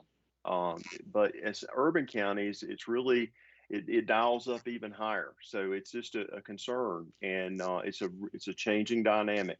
Our society is different. Many needs are different. The competing needs for people's time is such that many people are not willing to volunteer today as they were in previous years. And so it's just a significant issue. You're just making that transition within Cabarrus County, but it is not unique to Cabarrus County. Yeah, and I guess one of the things that concerns me is I think that all of us truly value and appreciate the service and the dedication of volunteers, and when we see the things that you've described, and we have to begin to take action to fill those gaps, I'm always concerned that may make those volunteers feel like we do not value them as much as we truly do. And I guess that's probably common as well. Well, I think you're doing so many things that are good. You came when we met with the fire chiefs, Mr. Chairman, you were there, your county manager was there. Being able to show that you appreciate, let them hear that and see that, and demonstrating it in your actions is certainly important. And involving them, if you choose to go, for example, to look at other funding systems, involving your volunteers and asking their input and engagement. And I think that certainly demonstrates that you appreciate them and you want their input. And we've tried to do that in this process by listening to to needs and suggestions and recommendations. Excellent. Commissioners, do others of you have questions or comments? We've heard a lot of information here. I wanted to make a quick comment, and I was going to pat the back of two of our fellow commissioners. And if my memory is correct, Commissioner Poole and Commissioner Shue were both instrumental in starting the fire program at Concord High School. And when I served with Commissioner Shue on the Board of Education, he was adamant that we continue to fund it and supported it every way he could. So to hear you compliment that program during your presentation, I was very pleased to hear. That is something that we are very proud of. And I just wanted to give a quick pat on the back to my two fellow commissioners for their foresight back when that program started. It truly is a leading program in North Carolina. So I had the ability to serve as fire chief in Greensboro before retiring, and the competition from all North Carolina was held in Greensboro. And your high school would come to that each and every year. We would support it, but all the others looked exactly what they were doing, and their model. I've had the chance to travel throughout the state, and the model from Cabarrus County is used across North Carolina, and it's really helping to combat some of the loss of volunteerism. So for all of you that have supported it and will continue to support it, thank you for doing that. It's a great program. Greg, this is Lynn Shue. I'm one of the commissioners, and like Steve said, there's a lot of information that you handed out to us there, and I went through a good majority of it, sort of, But anyway, going or potentially going from a rural fire district service to a unified protection service district, what has been the overall feeling of the chiefs and the departments about moving in that direction? And if you can respond to that, how was it in other counties? Would you expect something similar to that in Cabarrus County? Well, it certainly doesn't have to change anything with your departments or stations. It's just a funding model. So we did present the same presentation that came to you tonight. We presented last week to your fire chiefs and shared that with them so that they were aware of what we would be presenting today, and there'd be no surprise to them. That is used throughout North Carolina in a variety of models. I think there is sometimes a perception that there's, well, if you do a service district or a county service district, that means a county fire department. Well, only one county in North Carolina has used a county fire department model, and that's New Hanover County. The other 99 counties don't use that model. So many continue to use contracting departments. It's just a different way of funding them. And so that you're able to look at the region or all the unincorporated area and try to balance some of that. So I think there's sometimes an initial concern, well, is this going to be anything that takes away from that pride and that great service? Your data shows that your people are proud of the great service that they're giving. Your residents are saying they're getting a great service. I mean, your numbers say that, they demonstrate that. And so you don't want to mess with that. You want to continue to help support that pride and that great level of service. The service district model is simply a funding model. And as many counties have just grown out of being able to fund fire service at 10 cents per $100, and in some cases 15 cents per $100, they've simply grown out of that model.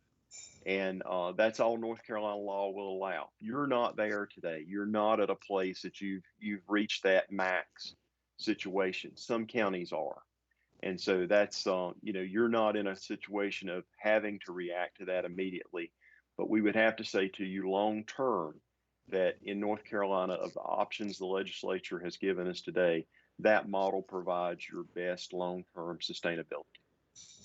Well, I appreciate your comments there, and this is something that I recall that we've talked about several times over the years, as mentioned by yourself and Chairman Morris, the declining number of volunteers, and I'm thinking that one of the reasons for that, obviously, people are taking more advantage of their personal time, and and to go to school and all of that number of hours and continuing education credits and all of those things has a negative impact on recruiting volunteer firemen. And whenever and if ever it does go to, the other opposite of what it is now, how will that affect the education part and the training part? Will that be the same, or is that going to have any leniency, or is it going to be a greater? Well, even very urban areas, when there's a desire to do so, continue to have a volunteer component. And for the foreseeable future, we certainly would recommend that to you, whether you use your current funding model or even the service district model. And so recruiting volunteers, continuing to utilize everyone who's willing to volunteer and able to volunteer. It does have a training component that's essential for that. It is very time consuming. I think a big change that happens based on what I've seen. I started as a volunteer, I still volunteer today. I would say in North Carolina that the challenge is just as we have urbanized as a state, the call volume, the number of incidents have increased. The more you urbanize, the more difficult it becomes for a volunteer to serve. I think that's a challenge. So I think there's a piece that's the training challenge. There's a piece, how many times am I called? How many times am I going to be away from my family, away from my other responsibilities?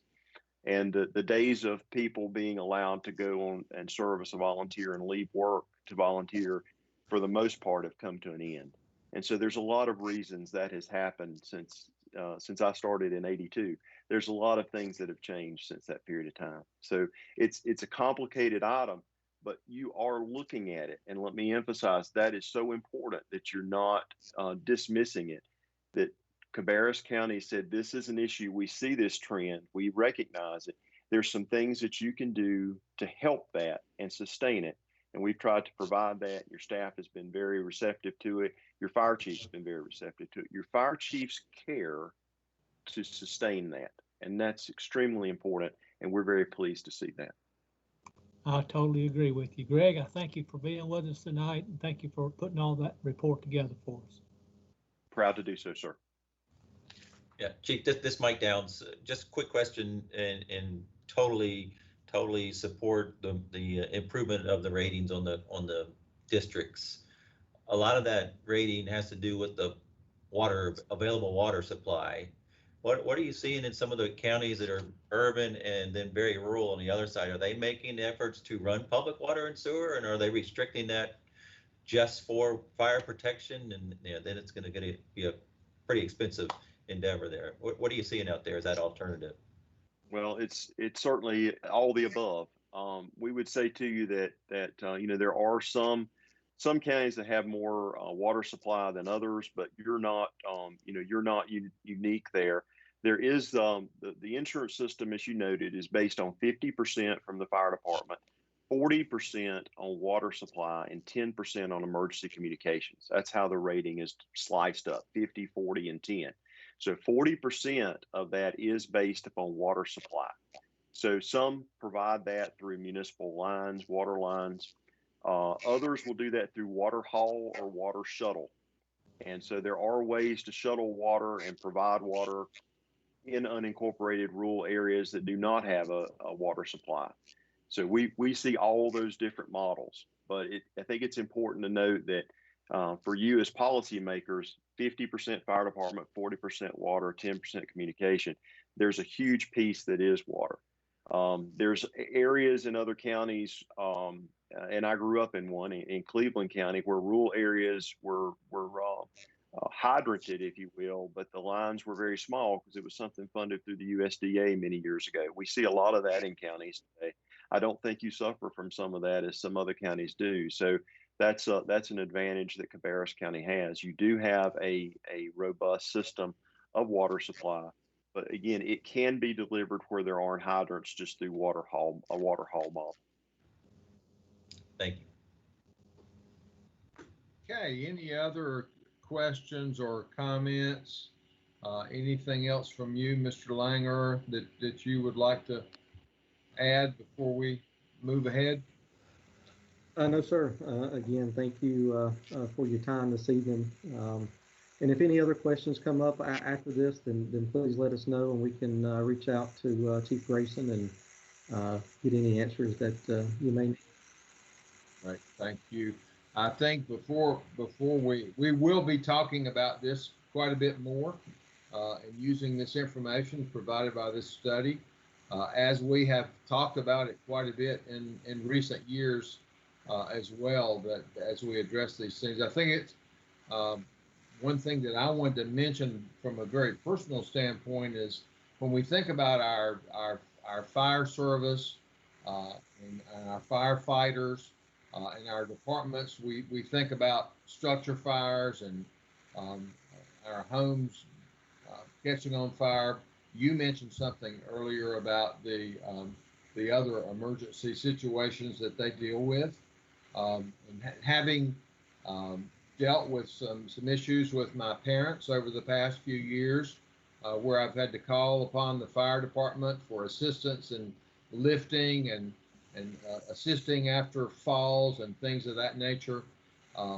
That is also a tremendous service to our taxpayers in Cabarrus County. And when you're in a very helpless situation that you can't handle, and you know that you can call upon that assistance, that is an extremely valuable resource. And the professionalism and courtesy of those firefighters and the patience. I always begin by apologizing.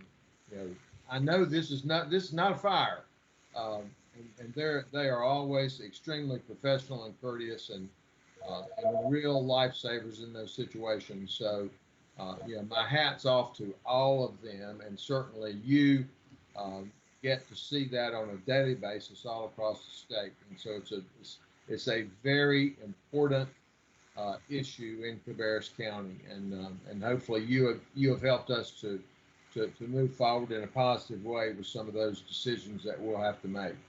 So thank you very much. Well, it's been, on behalf of my team, it's been an honor, and you really do have a great system, and we look forward to seeing you continue to evolve and address the challenges of the future. So thank you very much. Great. Thank you. Thank you. Okay, we move now to item 3.5 from Infrastructure and Asset Management. We are delighted to have Kyle Billifer to bring us an update on the Franklin Park Barn Rebuild Project. Welcome, Kyle. Thank you, Chairman Morrison. We also have Londa Strong, who will be able to answer any questions that the board may have.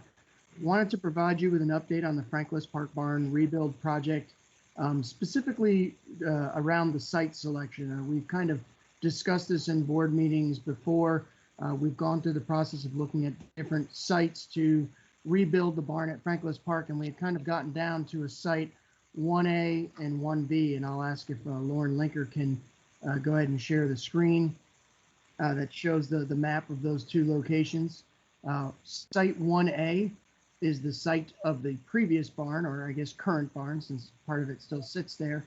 And Site B, if you would scroll down one, Lauren, is very close to where the actual playground currently is.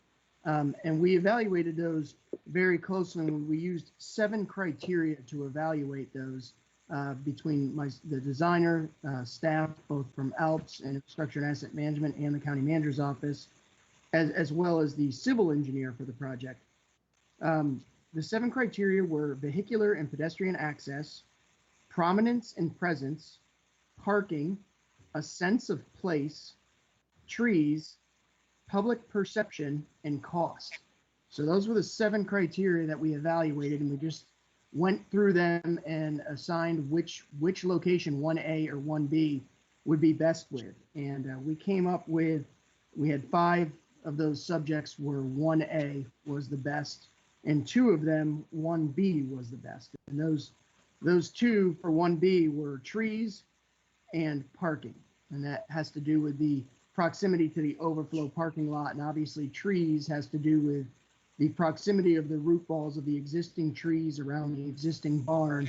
Obviously, when you do a construction project, we'll have to dig up that slab and we'll also have to bring in utilities, and we feel confident that we will lose some of those trees. So after evaluating that, again, 5 of those criteria are suggesting that site 1A is the best, including cost. That is kind of what staff's recommendation to the board is in moving forward with the design. So obviously we can figure out exactly what we can put there and what the layout would be, so we can put that back in front of the board to get some input. And it will also end up going in front of the ALPS Commission. So I would ask if any of you have any questions about kind of the site selection process that myself and Londa can answer. Kyle, just to clarify, you said A. A is the recommendation. A is the recommendation based on it passing 5 of the 7 criteria. Okay. Kyle, just one real quick question also. I noticed on option B, you know, where you have the drive-through to drop visitors to the new facility off. Will that be incorporated some way into option A? We had discussed, obviously without having design done, I can't answer that exactly, but it would not be a drive-through like that. We did talk about, there's an access road that goes up to 1A now. And I would say that we would strengthen that access, but I would not see a loop like that hasn't been initially discussed. No. Yeah, well, that's good. Yeah, that loop is probably more costly than upgrading the one that's already there. So I think that's a good plan, Kyle. Thank you. Yes, sir. Kyle, the drawing you're on there, where are you talking about? Is it where is 1A? If Lauren would scroll one slide above, 1A is the yellow box, sir. Okay. And what side setback do we have running right through the middle of the property? I asked the same question.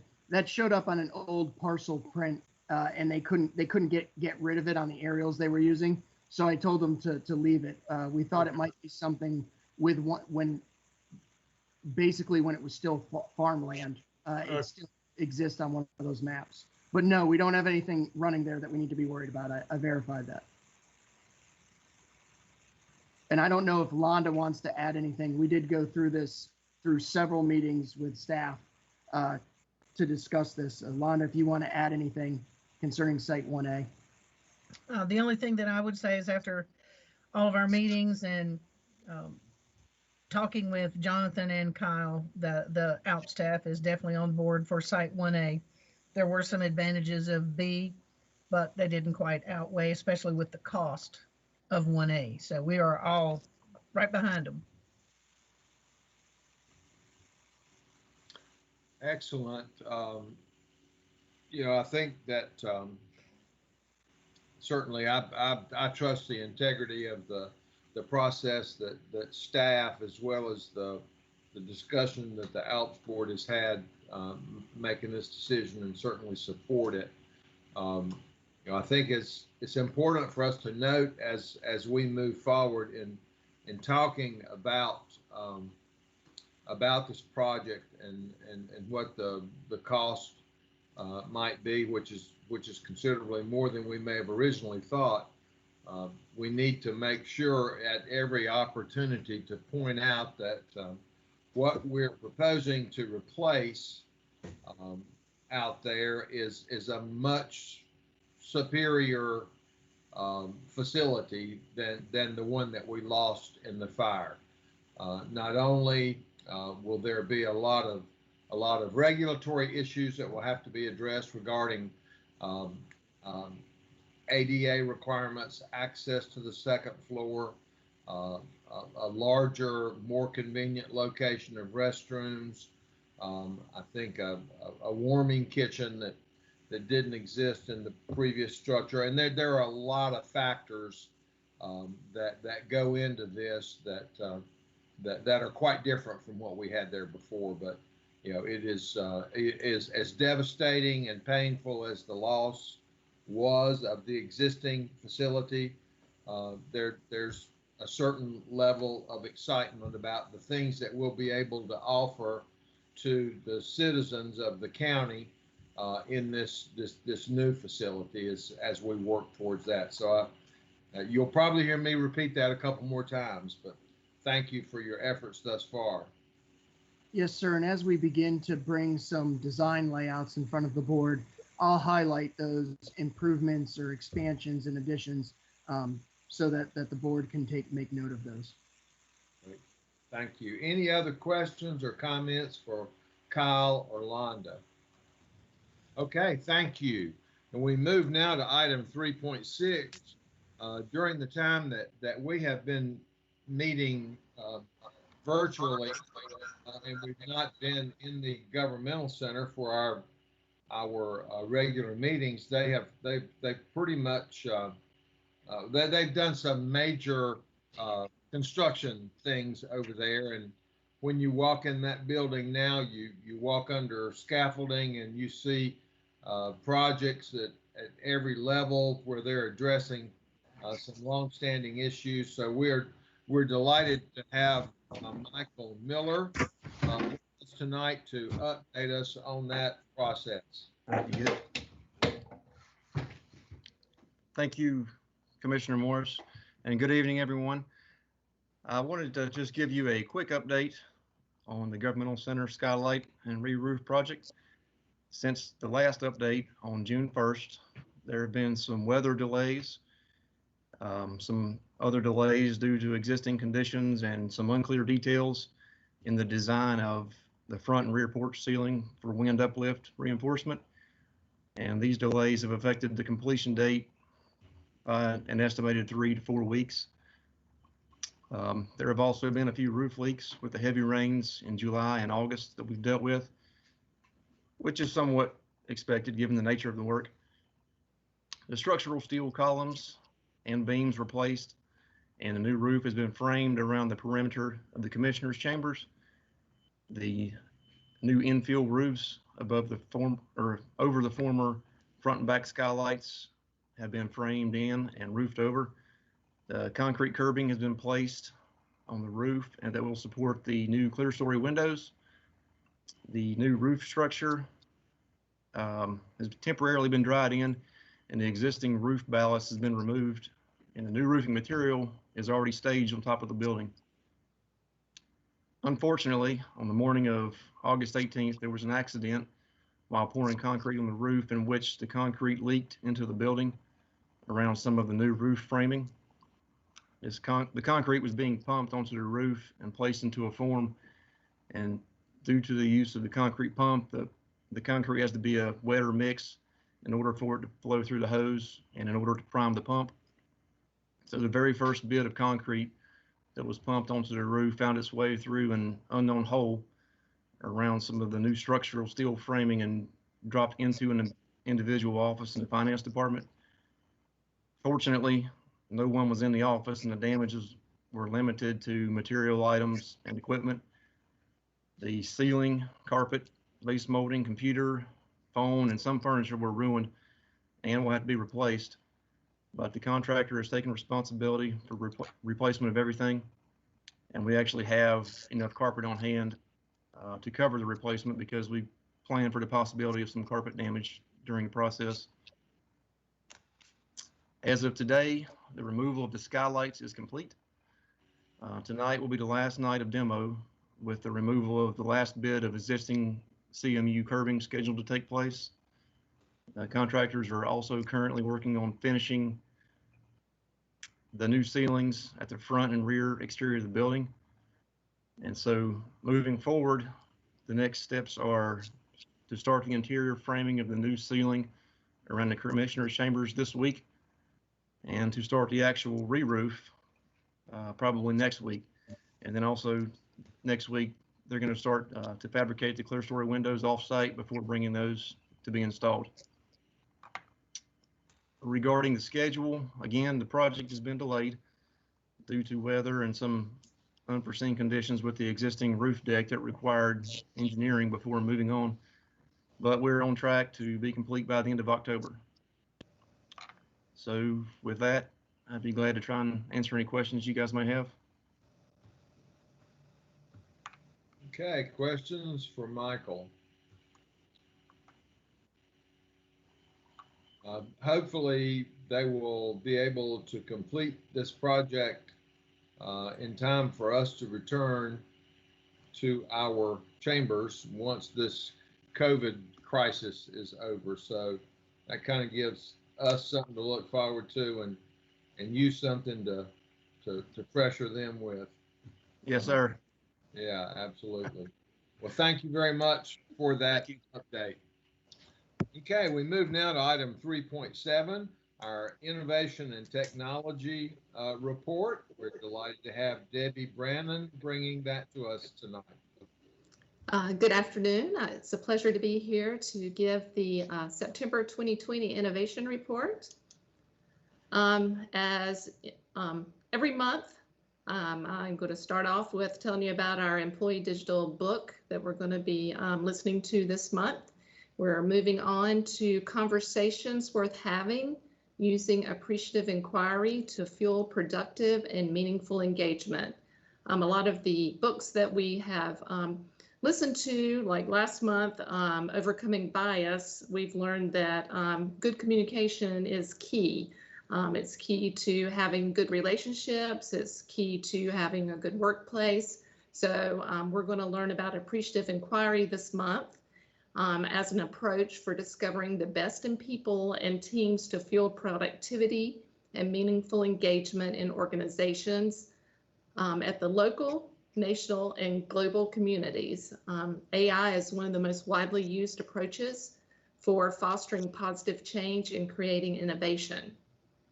In this book, we're going to explore using appreciative inquiry-based conversations to discover the best in people. We're going to learn how to value all voices and open a world of opportunity, challenge the status quo, and inspire innovative thinking, and fuel productive and meaningful engagement. So I want to encourage all the employees and you two commissioners, if you'd like to join us, to listen to this book and interact with us on Teams as we move through the month. I'm also extremely pleased to announce that Cabarrus County was awarded 3rd place this year in the Digital County Survey. The Digital County Survey is conducted annually by the Center for Digital Government in partnership with National Association of Counties. All United States counties are invited to participate in the survey, which examines the overall technology programs and plans of the county. Awards are usually presented during the NACO's annual conference held each July, but this year the awards were presented virtually on August 31st. Like I said, we came in 3rd. Last year we placed 1st, but 3rd is still really good. We came in, 1st place was Arlington County, Virginia, and 2nd place was Washington County, Arkansas. So we feel very fortunate to be 3rd this year and look forward to talking about all the innovation that we've done over this past year and being able to put that on our survey next year. I'd also like to recognize Todd Shanley, our CIO. In April, as you know, we were all focused on the county's COVID-19 response and failed to properly recognize Todd for being chosen for Government Technology Magazine's as a 2020 Top 25 Doers, Dreamers, and Drivers.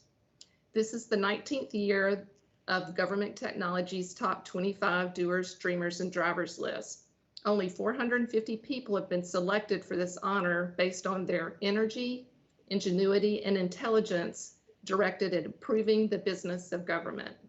Some of you probably already know, but I'm going to give a little history. Todd started working here for Cabarrus County about 23 years ago, and he started as a GIS intern working on a project we had here. Many promotions later, Todd is now the CIO and in charge of the enterprise IT operations. Todd is now the CIO, and he has more than just pursued new IT challenges. He's gained his master's degree and rose through the ranks. It's also one of his been very persistent and consistent and passion. His efforts, together with his well-trained staff, have now become a story of achievement, as I just said, We won first place last year in the Digital County Survey, third this year, and we've been in the top 10 for the last 7 years. The Digital County Survey recognizes the importance of aligning government technology and projects with the county's leadership's strategic plan. Today's innovation report is on a new service that supports all 5 strategic initiatives of our strategic plan. No one likes to pay taxes, but tax revenues are important to funding the services that focus on the health and safety of our community, encouraging a thriving economy, sustaining growth and development, and providing culture and recreation. This innovation project helps our tax collection process be more transparent and accountable, reduces fees, and provides an easy, convenient, contactless method for payment. MyCabco is a digital platform from Payette that allows constituents to securely transact with Cabarrus County anytime, anywhere, and on their preferred device. Payette has been recognized as a GovTech 100 company consecutively over the last 4 years. In October, we saw a demonstration on MyNCDMV by Payment, and we were immediately captured by its possibilities. In November through January, we vetted the company as a service provider for integration with our existing tax system by Tech. A contract was signed in February detailing the payment integration and services, which are provided at no charge to the Cabarrus County government. We had a live project kickoff on the February 27th, and then we know what happened at the beginning of March. We had the COVID shutdown. We continued weekly remote project meetings and successfully launched the new system on July 31st with the mailing of the new tax bills. You may have noticed this MyCabco message on your 2020 tax bills. The tax department is the county's first department to integrate with the Payette digital platform. The tax collection department had several specific goals for a new online payment processor. Their number 1 goal was to reduce fees for the taxpayers. Online credit card fees were reduced from 3% to 1.85%. And the electronic check payment was reduced from $5 to $1.25. Their second goal was a shopping cart feature, so multiple bills could be paid in one transaction. So now our citizens can pay more than one tax bill with only one $2 transaction fee. And the third was to have secure online payments that automatically updated our tax system as paid. We moved from a batch daily processing to automation that automatically updates the payment in our tax system, which frees our staff's time. It took a lot of remote collaboration and work from the tax department, ITS, communications and outreach, in coordination with our partners Payette and Bytech tax systems to successfully implement this project on time during a pandemic. The 20 team members listed here were directly involved in weekly meetings, and there are another 10 to 15 that had some involvement in testing and configuration. Project managers often ask the team to define what project success looks like. The project team developed a vision for a successful project added to the 3 goals already mentioned from the tax collection department. We needed to have an online solution that is device agnostic. We wanted simple and easy to use online interface that provides a 5-star customer service. We wanted something that had significant reporting and reconciliation processes that satisfied the tax and finance departments. And of course, it needed to be PCI compliant and secure. We also wanted an easy to use point of sale interface for our counter collections. And we wanted to create synergy for future vertical and horizontal integration opportunities. We foresee being able to integrate with the state level MyNCDMV, and then also creating some other horizontal integrations with other departments at the county and local jurisdictions.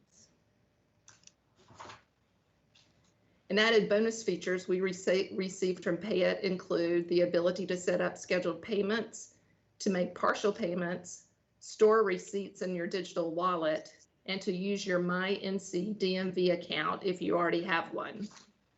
In the future, we plan to provide the ability to receive digital tax bills on this platform, a convenience for constituents, but this will also save money on printing and postage. Now I'm going to try to play a video for us here that was created by our Communications and Outreach Department. We'll see if it goes.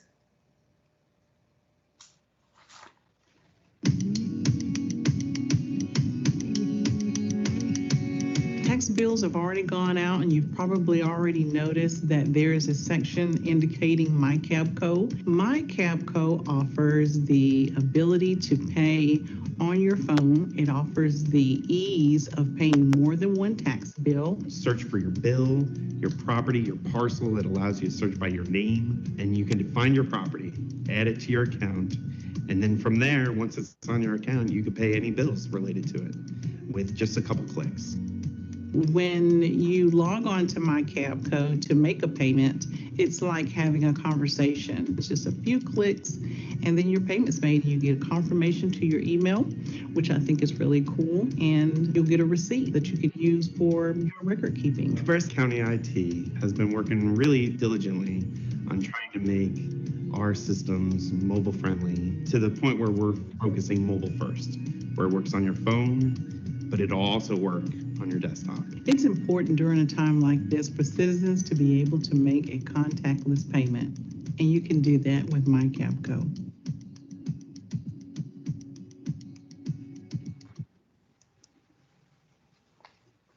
I have to thank Janice and Joe and the Communication and Outreach team. That's a great product that we have there to advertise our new payment platform.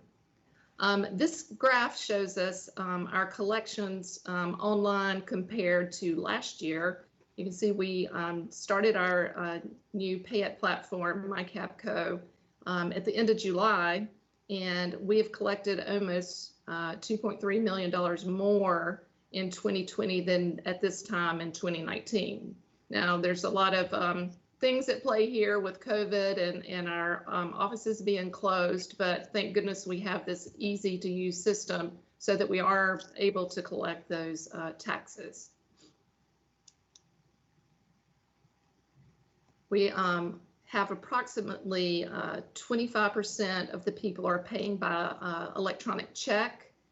They paid about 2.3 million by the ACH payments. And then 75% are actually paying by credit card. We took in about 1.3 million. So we have a lot more credit card, smaller amounts coming in, and the larger amounts are being paid, it looks like, by electronic check.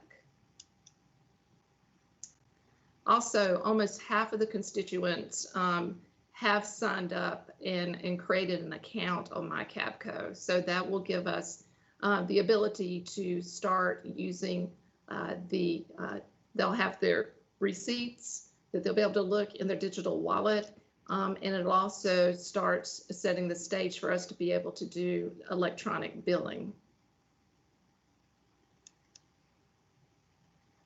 And that wraps up our innovation report, and I encourage everyone to go download My Cabco and sign in. It's conversational. It's very easy to use. We've only had maybe 20 people contact the help desk, and only one of those were asking how to log in. It's been a really successful program, and we look forward to getting everyone's feedback. Great. Thank you, Debbie. Does anyone have any questions for Debbie? Well, that was an excellent report. I've listened to these each month, and they're always great. Every time I say I'm going to listen to the book of the month, and then by the time the meeting's over, I've moved on to other things. I've made myself a note that I definitely want to try to participate this month and hear that book. Congratulations, Todd Chanley, on that very prestigious award that you received. Congratulations to the entire staff for the Digital Survey Award.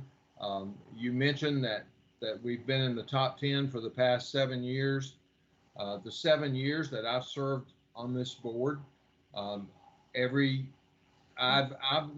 just assumed that's just a norm. Every time I go to a NACO meeting, that I'll get to accept an award on behalf of our IT folks from the Digital Survey. But don't want to diminish that at all. It's a tremendous honor, and certainly to receive first place last year was excellent. And kudos on the Pay It app. I think that truly demonstrates to our citizens that Cabarrus County is keeping up with the times. As I've used that app with the North Carolina Department of Transportation in the past, and I think a lot of other folks have as well. So that was a good progression, and to reduce those fees and make it easier for people to transact business, I think is appreciated more than probably we will hear about. So thank you very much for that report. And we move now to item 3.8. We're happy to have Kelly Sifford from Planning and Development to report on, I think, the home program. Welcome, Kelly. Thank you. So we have a couple of reports that are from the home program, but they're one is an analysis of impediments to fair housing choice. That was something that the consortium did as a whole. We also did in 2019 an affordable housing market study. Both documents are very similar. The issues are tied very closely. They are, however, two separate issues. So I know you all are having a long night, so we're going to move through this really quickly. In the first one, the analysis of impediments, I just want to point out a couple of statistics to you all. And Lauren Linker's going to get me to the right page. So on this page, one of the things that you see is the change in unit sizes of the production of new housing. So we went from no bedroom, about 0.5% in 2010 to an 820% increase, while the 1 bedroom and 2 bedroom, those numbers went down. 5 bedroom went up. So we have a kind of a mixed bag of what's going on for production, but having said that, it doesn't have much to do with the actual affordability of the units. Going on into the document, the median value is something else that I wanted you all to be able to take a quick look at. Units that are less than 50,000, have a value of less than 50,000 have decreased by 11%. 50 to 99% have decreased by 14%, and 100 to 149 have decreased by another 14%.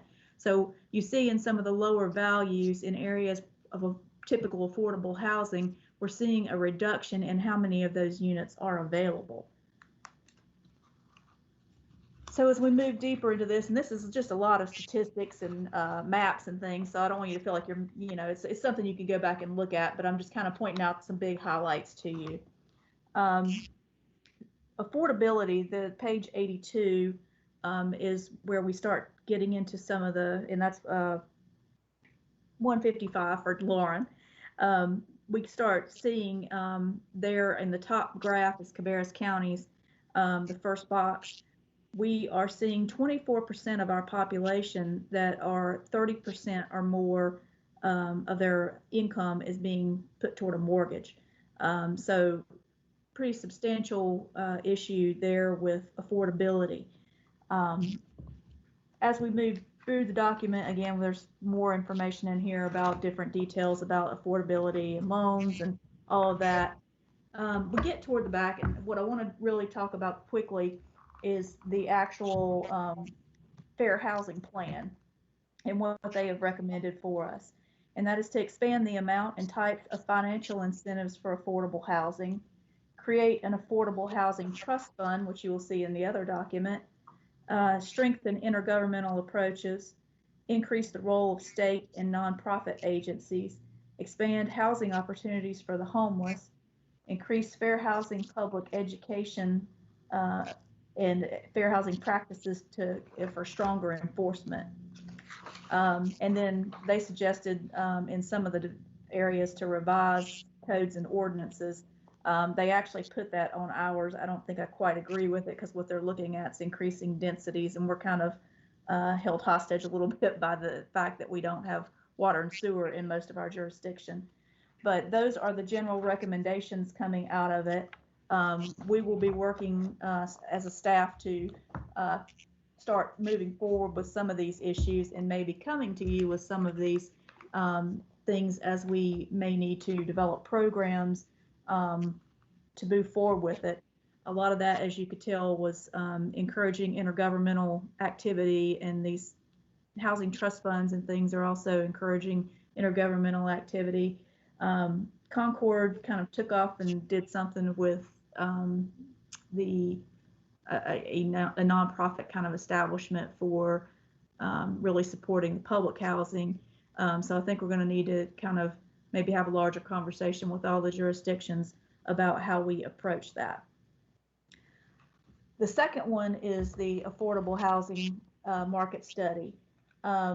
Again, keep in mind with both of these documents, a lot has changed statistically and since these were produced with COVID and incomes and all kinds of information along those lines. We've seen a lot of change. But at the time that this was taken, in the second document, which is again the affordable housing, so we have over 70,000 individual households in Cabarrus County. Out of that, 17,378 were considered cost burden, which I alluded to in the other document. 9,756 of those were owner occupied, and 7,622 were renter occupied units that were cost burdened. So they go on to give statistics, detailed statistics on the subject. What I would like to go to again is to the back to the kind of the recommendations section. So they're encouraging us to, form partnerships, pilot permanent affordable housing production. Charlotte's doing some of that. Some different jurisdictions are doing some of that. Partnering with community development financial institutions, creating community land trusts to preserve affordable housing. So those are where the jurisdictions tend to buy the land and own the land, and then the units are individually owned to keep the price down. And they give some examples of that. Creating a dedicated affordable housing development fund, which is something that was alluded to in the other article. Affordable housing bonds is something they recommend, but may not be floating in every area. Low-income housing tax credits, which is something we have participated in already. Coming up with a specific affordable housing plan, which is something we would need to do with the other jurisdictions. Seeking more subsidies, which, is maybe possible, maybe not. So overall, what we came to was that there are 4,629 low-income subsidized overall otherwise affordable housing units available for the 8,830 houses living in poverty. We also have an issue with 1,527 people living in institutions. Some of those will not come out of those institutions. However, some will, and they're going to need some supportive housing coming out of those. Commissioner Honeycutt worked with me a little bit on this a while back with some of the statistical information for the affordability units and how much they were costing. The other thing we did is we actually took this and incorporated some work that Ed Hosack had done with a housing group task force that they had developed. And in that, I thought they did a really good job. And when I checked the numbers, it actually worked out very closely to what they had done in their group. So I included their specific population needs. So in their scenario, they're saying in transitional housing, we need 80 to 100 beds. Single adult, so that's a supervised assisted kind of situation, 25 to 35 beds. A family shelter, 15 to 20 beds. Senior adults living independently, 50 to 100 beds. Young adults 19 to 21, those aging out of foster care, 10 to 15 beds. Chronically homeless, 20 to 30 beds. Transitional and emergency housing, 200 to 300 beds, and workforce housing, 1,000 to 2,000 units. So these are the basic overall pieces of information you need to know moving forward. I'll be happy to answer any questions you have. You may want to take some time and look over it and maybe reconvene at another point to discuss some of the greater details. They did make a recommendation on finances. I worked with them on that because they had included Concord, but not Kannapolis. Kannapolis is a little more complicated a thing to include because part of it's in Rowan, part of it's in Cabarrus. But I think what the Housing Task Force did dovetailed nicely with it and kind of gave a better idea of just what we need for Cabarrus County, but that includes what all of us need to be doing, all the jurisdictions. Right. Questions? Questions for Kelly? Well, that is a tremendous amount of information in those two reports, and you know, that is something particularly during election season. I know that I've been asked questions about affordable housing a number of times, and one of the questions that someone asked me very specifically was, give me the definition of affordable housing.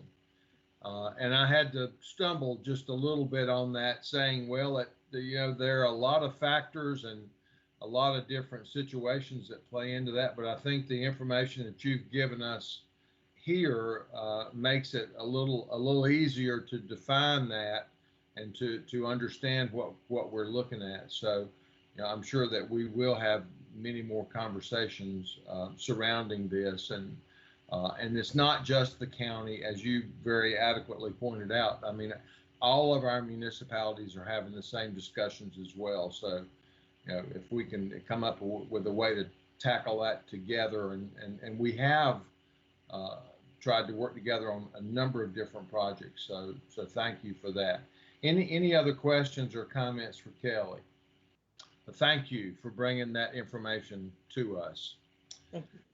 And we move now to discussion items for action at our regular meeting in 2 weeks. And first up is our appointments to boards and committees. And of course, as I always comment, that information has been provided to you earlier based on recommendations from those various boards that have vacancies, which this month includes the Juvenile Crime Prevention Council and the Cabarrus County Tourism Authority. Does anybody have any questions or comments on any of those recommendations? Okay, hearing none, we'll move to item 4.2. This is the North Carolina Association of County Commission legislative goals. They are going through that process as we do prior to the long session, and it's a year-long process.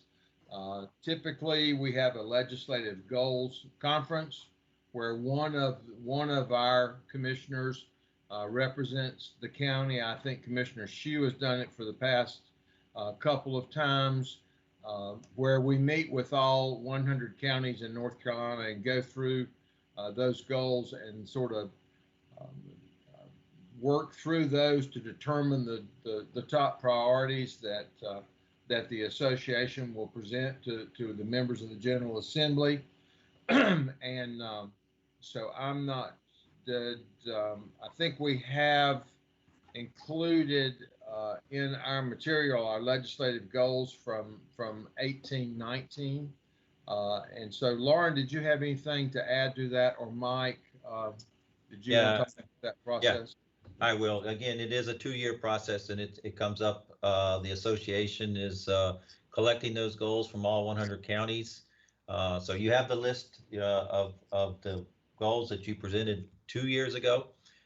We need you to look through those, see which ones that you feel are still relevant, and then recommend any others that you may see that should be added to the list.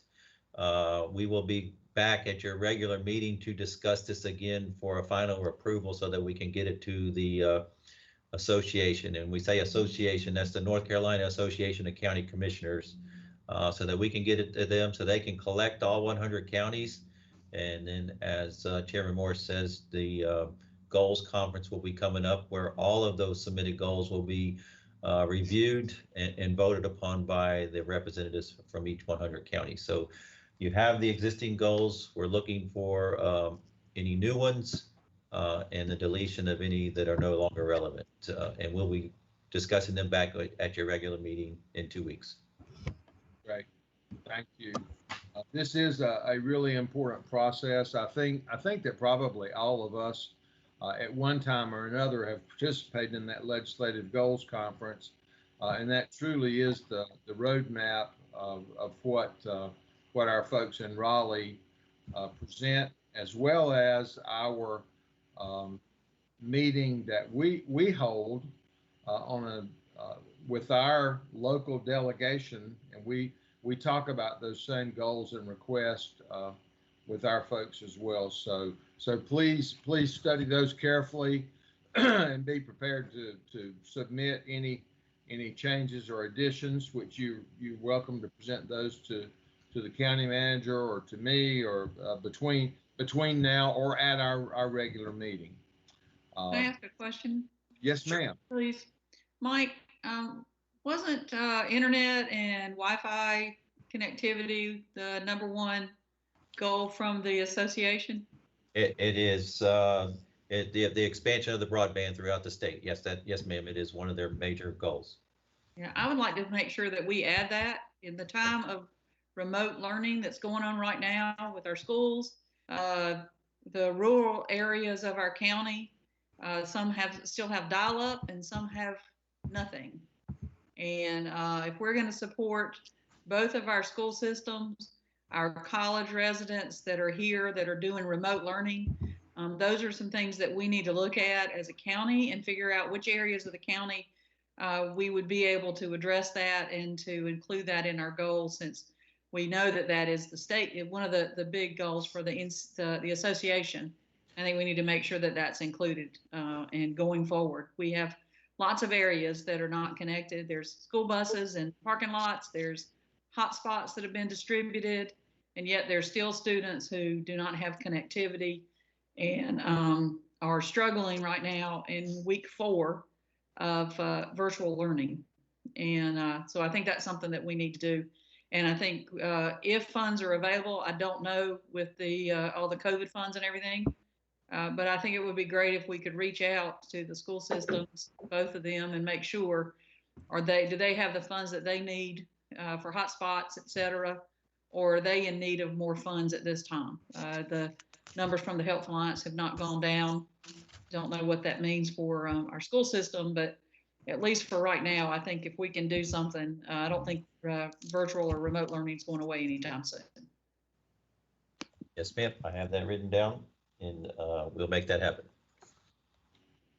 Thank you, Commissioner Poole. I think that broadband connectivity has taken on a much bigger meaning with the situations that you just described that probably we didn't realize 2 years ago.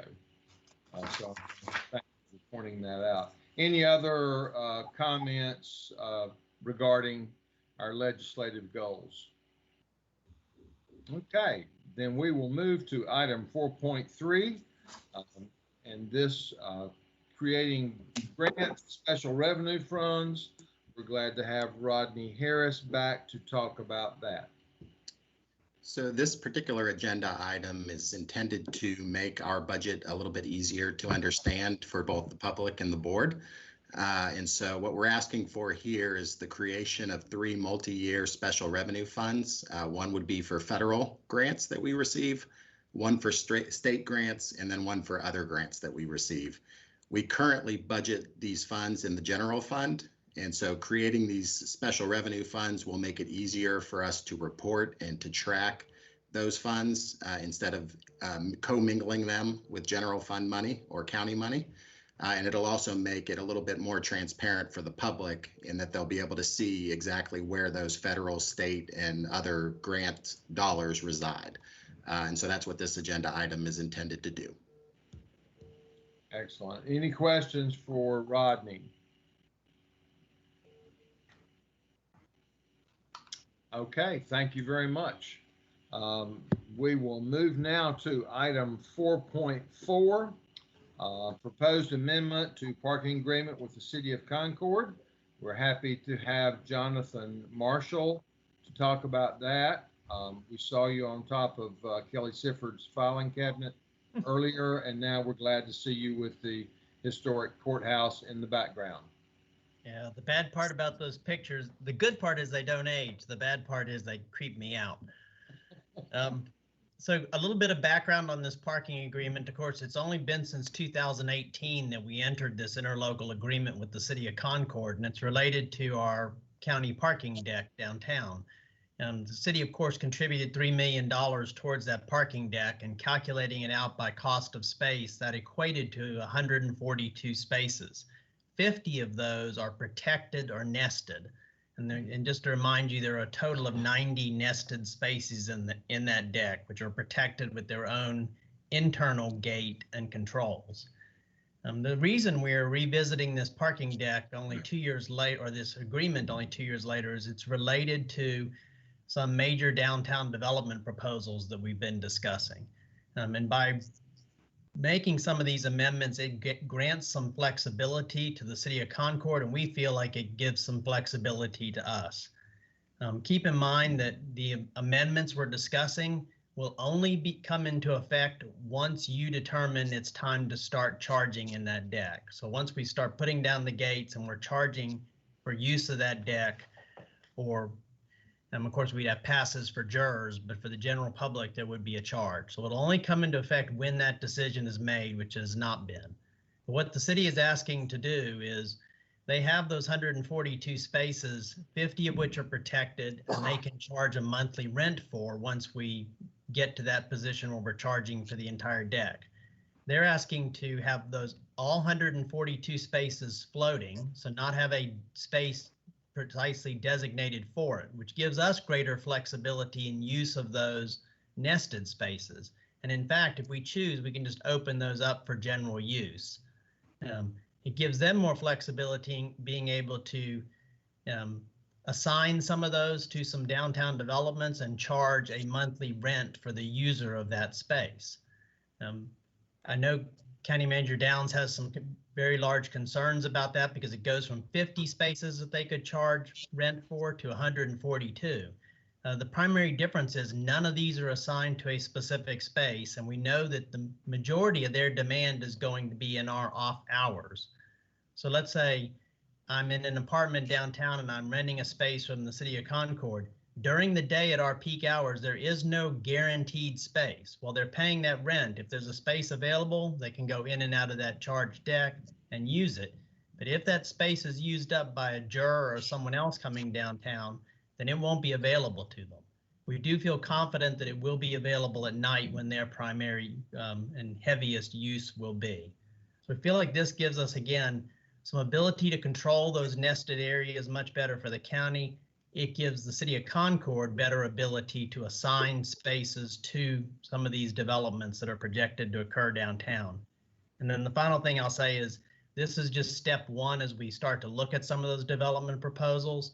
You've probably seen the City of Concord has already recommended or asked that you approve this, and they've approved this amendment to the agreement, but they're also considering some master development agreements for some of those larger downtown proposals, and then your part of that will come before you for consideration in the next couple of months.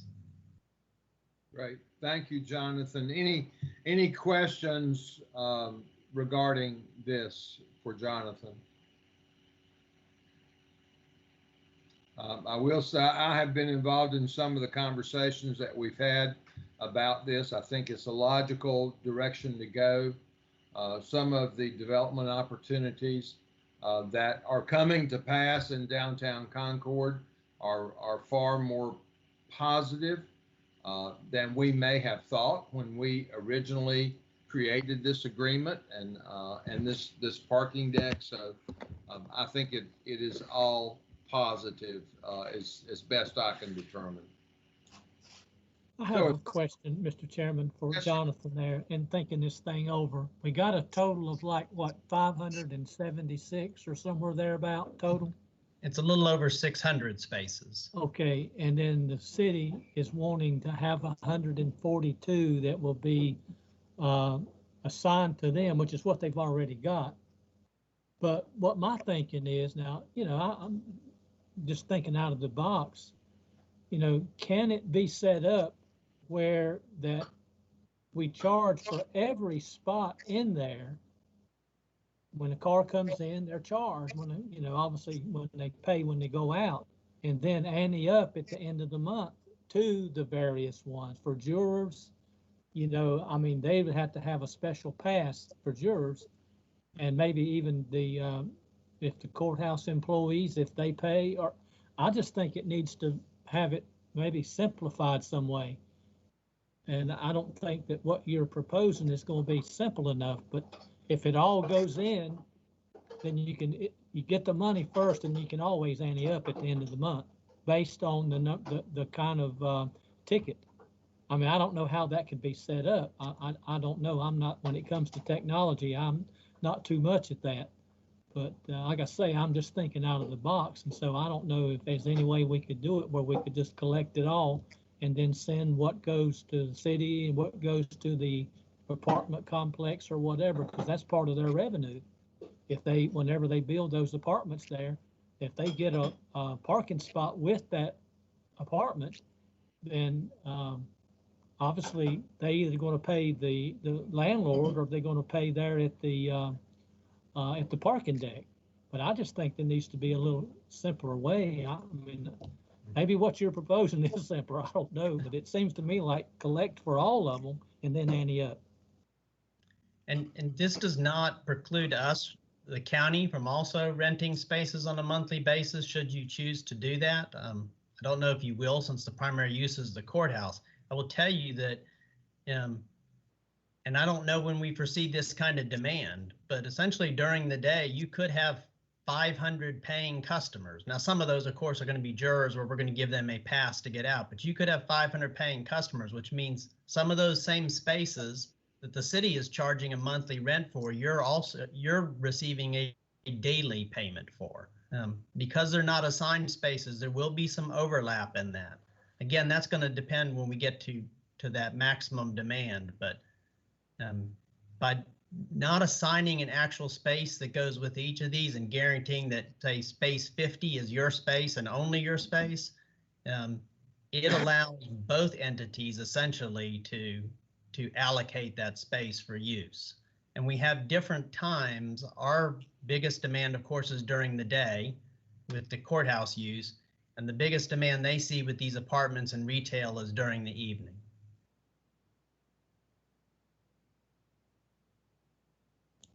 Okay, thank you, Jonathan. Thank you, Jonathan. Any other questions or comments before we move on? All righty, we move now to item 4.5 from the Department of Human Services, Energy Program Outreach Plan, and we are delighted to have Laura Light and Kim Middlebrooks with us to talk about that. Welcome, ladies. Good evening, Commissioners.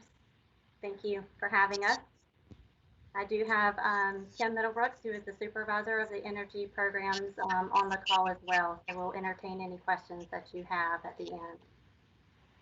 So I would like to present the energy outcome plan for Cabarrus County for the fiscal year 21.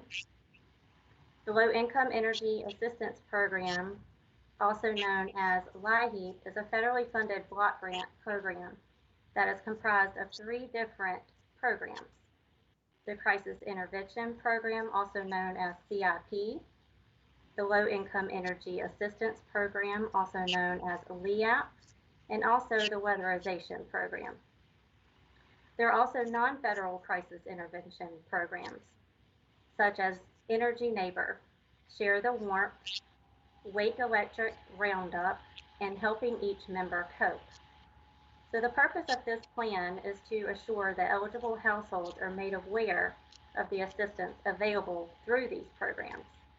This is done with the help of an outreach planning committee, which encompasses a variety of community agencies. The committee meets twice per year, once in September, to start the outreach planning related to the WEAP season. And then again, they meet in April to review the outcomes related to LEAP and to also plan for outreach activities for summer weather.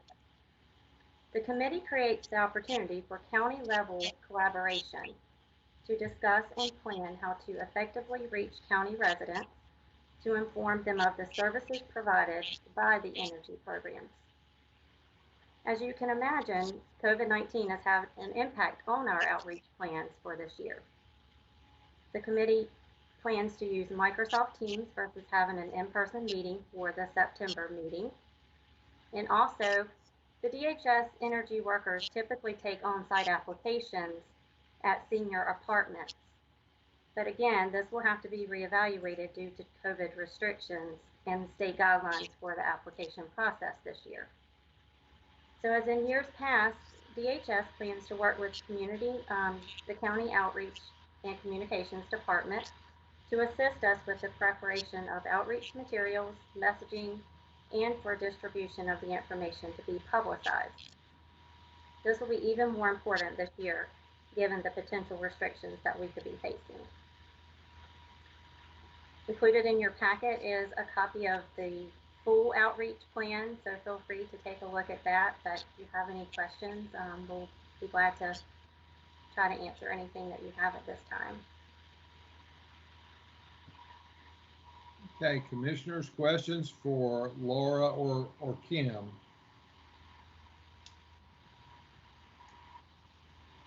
Okay, very good. Thank you very much for that presentation.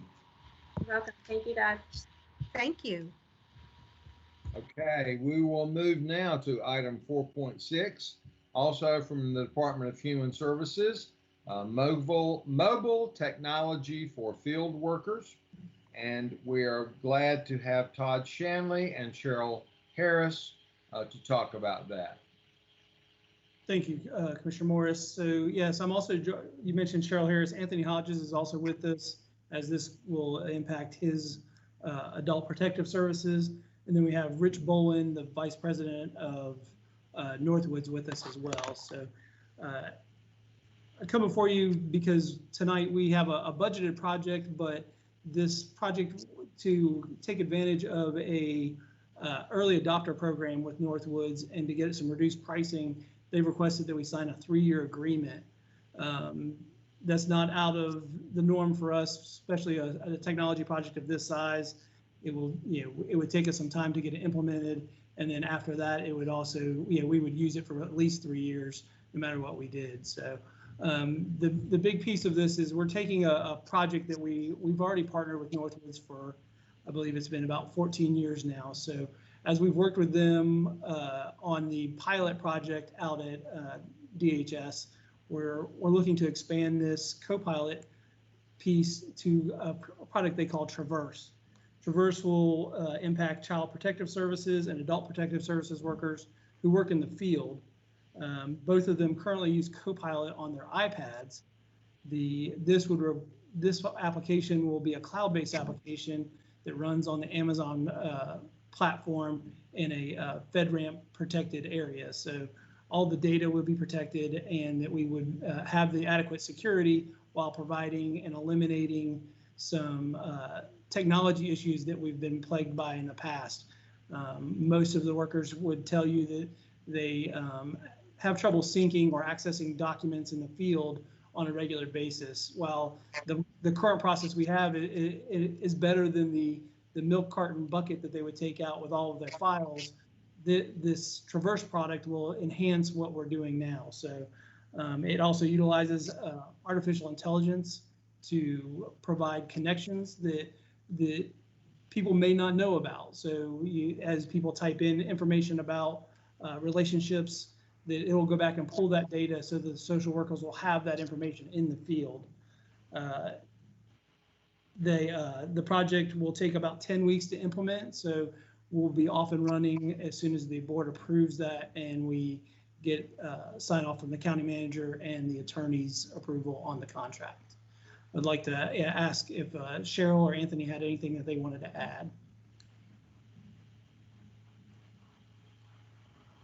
Be glad to answer any questions if there are any asked. I don't have any questions. I will just say I serve as the liaison to that board, and I would say anything that we can do to help them out in the field in that position. I'm sure it's already stressful, and when you don't have access to the information you need, I can only imagine. So anything that we can do to certainly aid them, I think is extremely important. Great. Any other questions, commissioners? Okay, it sounds like an excellent project. To sign that 3-year contract does not sound like a stretch to me at all. Cheryl, I hope that is a virtual background that you have on today. If not, we have really upgraded our human services building.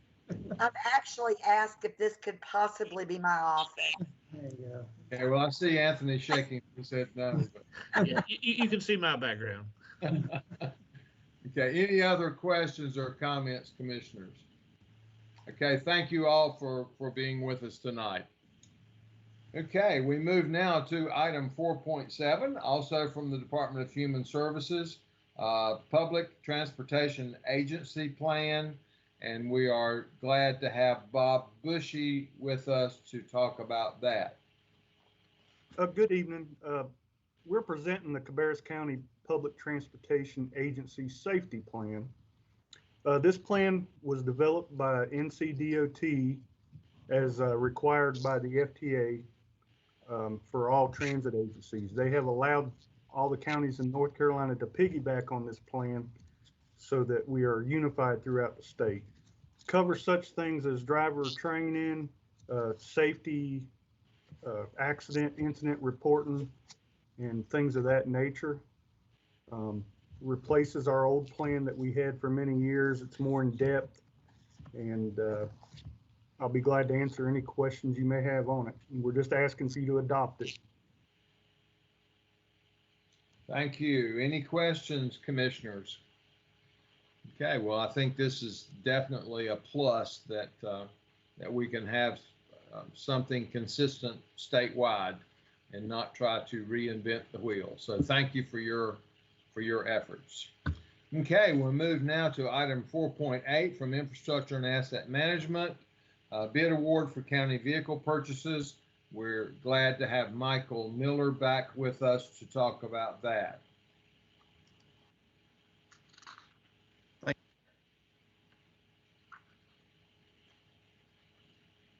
I think you're muted, Michael. There you go. Okay, sorry about that. A formal bid for 7 trucks, 1 van, 9 cars, and 1 SUV was advertised on August 18th. A total of 2 dealerships submitted bids for the various vehicles on August 26th. And after opening and evaluating the bids, it is recommended to purchase the 9 cars from Hendrick Toyota Scion of Concord for a total cost of $206,775, and the 7 trucks, 1 van, and 1 SUV from Hillbush Motor Company for a total cost of $268,089.87.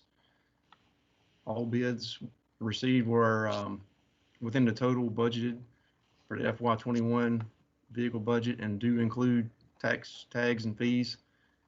So our requested action is a motion to approve the bid award and to authorize the county manager to execute the 2 purchase agreements, one between Cabarrus County and Hendrick Toyota Scion of Concord, and one between Cabarrus County and Hillbush Motor Company, subject to revision by the county attorney. And a bid tabulation is attached, and I'd be glad to try to answer any questions you guys may have. Questions for Michael? Michael, these vehicles, are they used in various different departments, or I was a little unclear on that? Yes, sir. They're spread out between building inspectors, ITS, Human Services Department, and Infrastructure and Asset Management. Great. Thank you. Any other questions? All right, thank you very much. And we move now to item 4.9. Also from Infrastructure and Asset Management, recommended approval of preferred alternate for courthouse expansion project. We're glad to have Kyle Billiford back to talk about that. Thank you, Chairman Morris. This is the second time I've had to come up for a preferred alternate for the new courthouse expansion. We found one that we missed last time. We actually didn't miss it. We addressed it, but after digging further into it, we found out that the two alternates that are available are manufactured by a subsidiary of the same parent company. So following general statute, I have to come up again for this preferred alternate.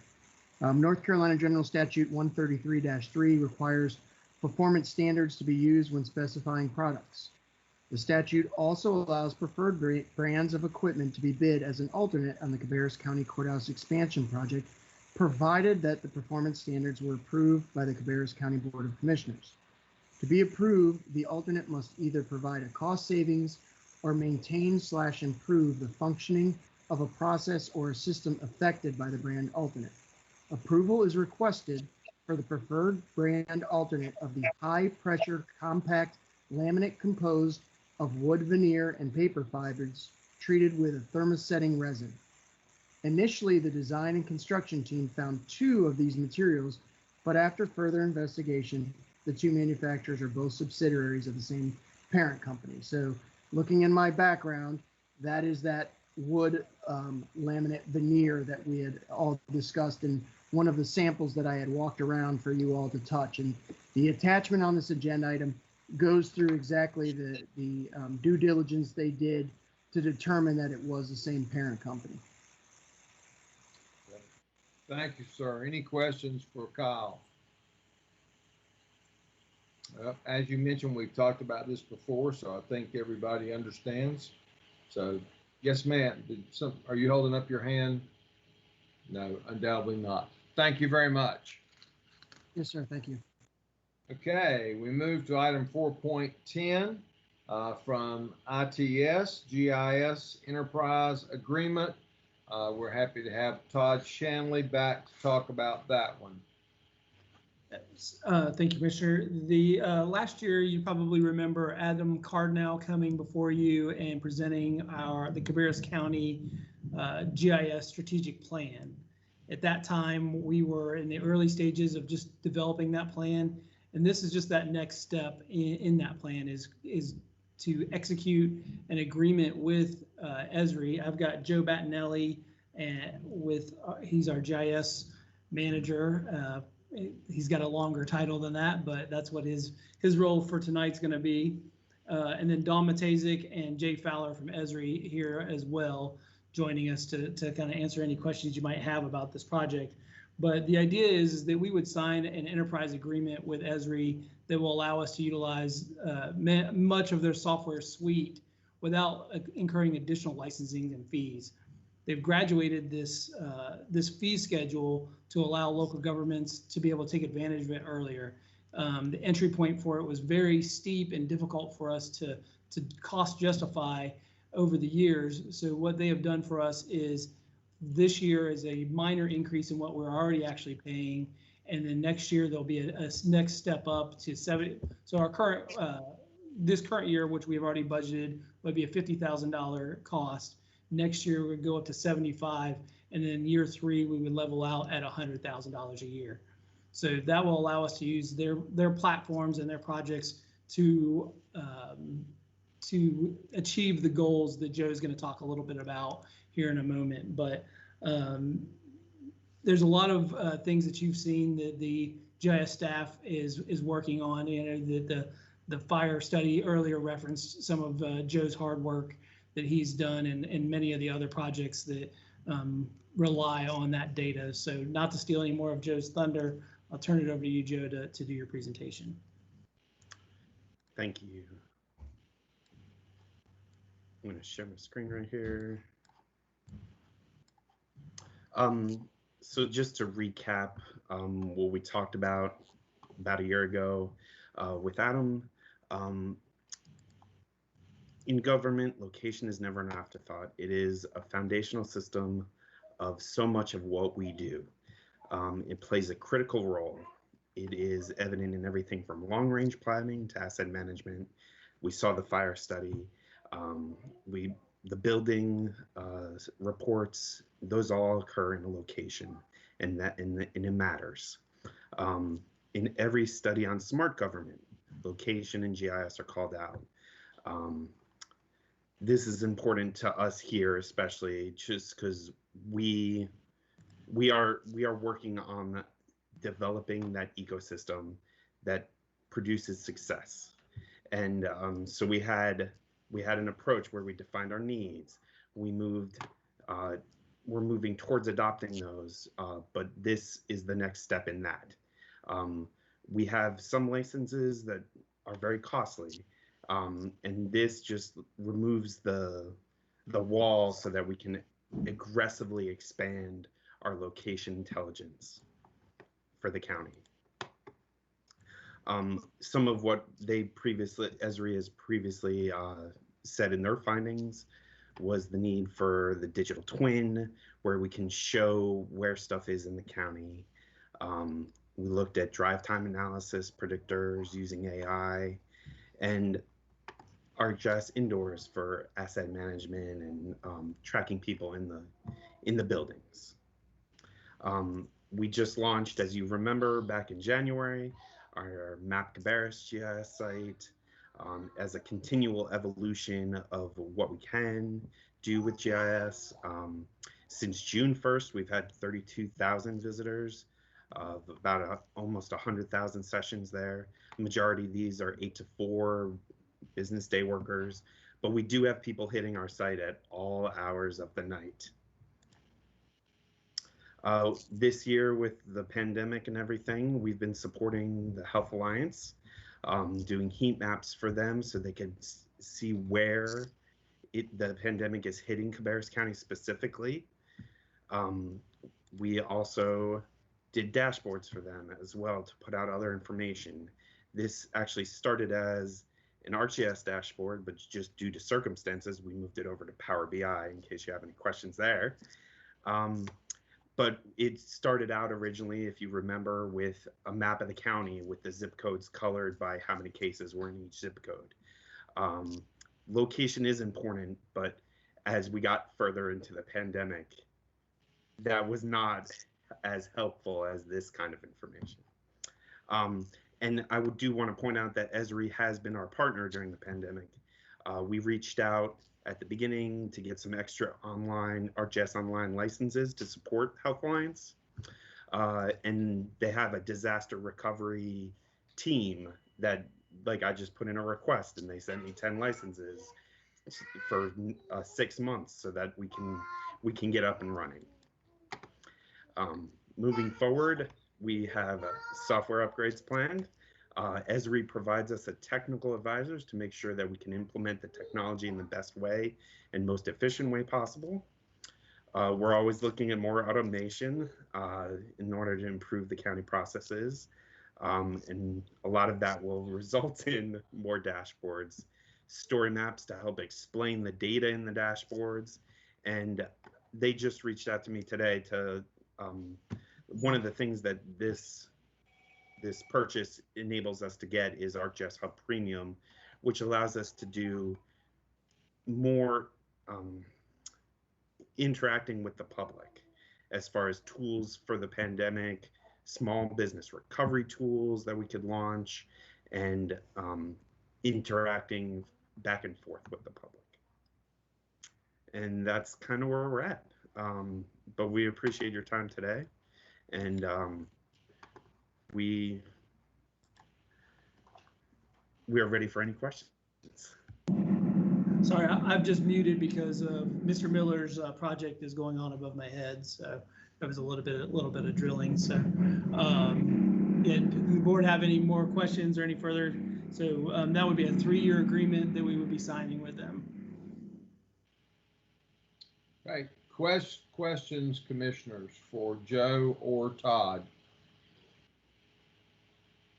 Okay, well, I think that probably this is a little bit more evident, since the presentation we had a year ago, and now that that we have participated and seen those heat maps that the Health Alliance has used during the pandemic and the dashboards, and having participated in those meetings as well.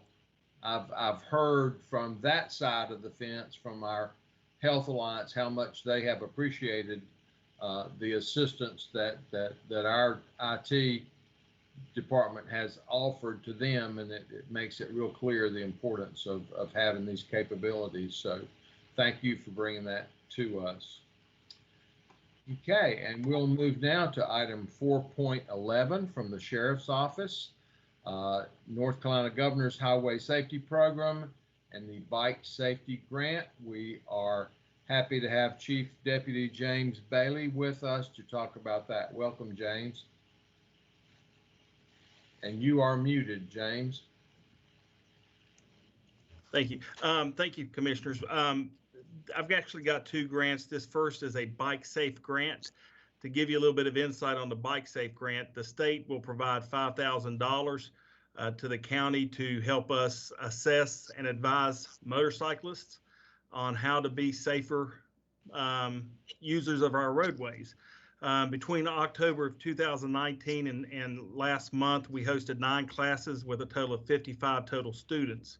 And to just put it in perspective, our Bike Safe group through the Sheriff's Office accounted for about 10% of the classes and 10% of the students throughout the state. So they're very active. This grant is for $5,000 with no local match on this particular grant. So this is just to get your blessings to have this money sent over and to fund this program for another year. Excellent. Thank you. How many years have you folks participated in this program? I know we've heard discussion previous years. What, about 5 years? Yeah, I've got one of the instructors in here. Yeah, about 5 years so far we've been doing it. And one of the neat things with Bike Safe is they actually go out on the roadways, watch them drive, watch them maneuver, watch them take turns, try to give them some insight on how they can be safer on their motorcycles. And again, I think it's been a very vibrant program. They've reached so far over 300 riders in total just through some public outreach, so attending some bike events. So it's a very vibrant program. And again, the state, when we do these, we get points through the Governor's Highway Safety Program. So those points, when we build up and cumulatively get enough points, we can get radar equipment, we can get different things through the state Governor's Highway Program. So we get the funds for this, and also we get the points. So we're allowed to, it allows us to get some extra equipment that we don't necessarily have to budget for our traffic unit. Right. Any questions? Yes, just a quick question, and not for Deputy Bailey, but just to close the loop on what we talked about earlier, Rodney. So this money will go into the newly created fund just for ease of tracking, so we can see it's just easier to track. I mean, is this the example of what will go into that fund? That is correct, and I apologize for the construction noise above my head. Yes. Don't ever apologize for that. It's a sound of progress. That's exactly right. Mr. Chairman, I do have a question for Chief Bailey, but Blake, you got something else? No, I just, I wanted to make sure that I was tying the two things together, and I thought that's what we were doing, so great. Yeah, good job. Thank you, Blake. Chief, we had a guest speaker, probably you guys might remember when it was, but he was part of a biker group, and he was talking about citizens that mow their yards, that throw the grass out on the streets. Mm-hmm. Now, to further this, with bike protection and that kind of thing, do we have any type of, what are we doing about that? Are we able to write citations for people that mow their yard and throw the grass out in the road, which creates a hazard for bike riders? Or could that be part of this Bike Safe grant? Right. Well, again, I've got one of our actually one of our motor unit folks in here. He handles these classes. What they're trying to do right now is educate, because there's a big difference when you're talking to someone on Union Street about throwing their grass out in the middle of the road, and if you're out on Clutch Road. The rural folks just tend to, they have a different lifestyle. We try to go out and educate. So in other words, citations are the last things that we want to do. And part of the second portion of this 4.12 is the education part of what we should be doing as citizens to make sure that we're not putting these riders in any kind of jeopardy. I know in speaking with him that they've addressed some issues that they've seen with people mowing their grass, but again, fairly daunting job to try to get everyone in compliance. But one of the things, again, that they're going through with these motorcyclists is how to deal with these situations when you do come upon a roadway with debris in the roadway, things that are being put in the roadway that could cause an accident. So again, it's an education portion of it. And then there's also the actually assessing of the skills and giving them some ideas on how to be safer when they're on the roadway. So yes, we do try to address those as often as we can, but again, we're really trying to focus on the educational portion of it more so than the citation part of it. But yes, we do try to address it when we can. And I agree. That's a good way. I didn't mean to be so stern. Hey, give them a ticket. No, not at all. That's not what I meant. But what I'm trying to say is, education is a big part of it. And I wonder, I'm just thinking, of course, everybody right now, particularly DOT, they're strapped, because they've cut projects and this and that and all. But it looks like to me, though, that they ought to be some help for DOT with some sign, some verbiage to put on the rural roads to help bring people aware, which could be part of the education process. Yeah, there is actually a general statute against that kind of action where you're discharging grass out in the roadway.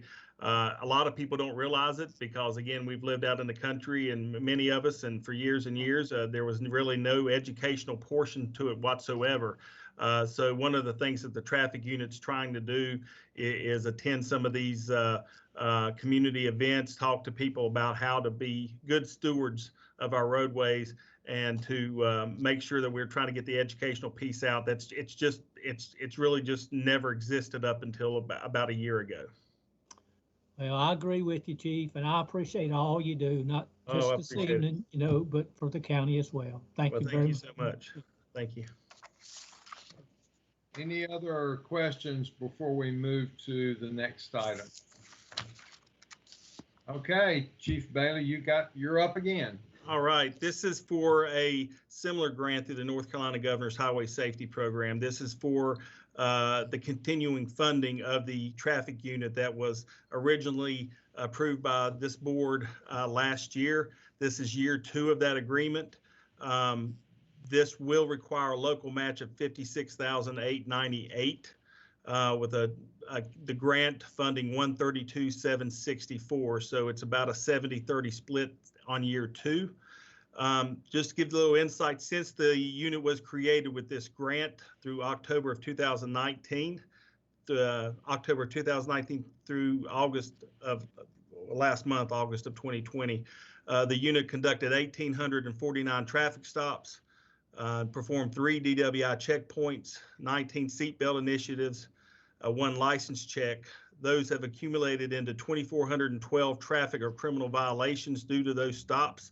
Again, the criminal charges account for more than we have traffic stops, because there could be stops where there are multiple charges with each traffic stop. So 1,849 traffic stops with 2,412 traffic and criminal violations from those stops.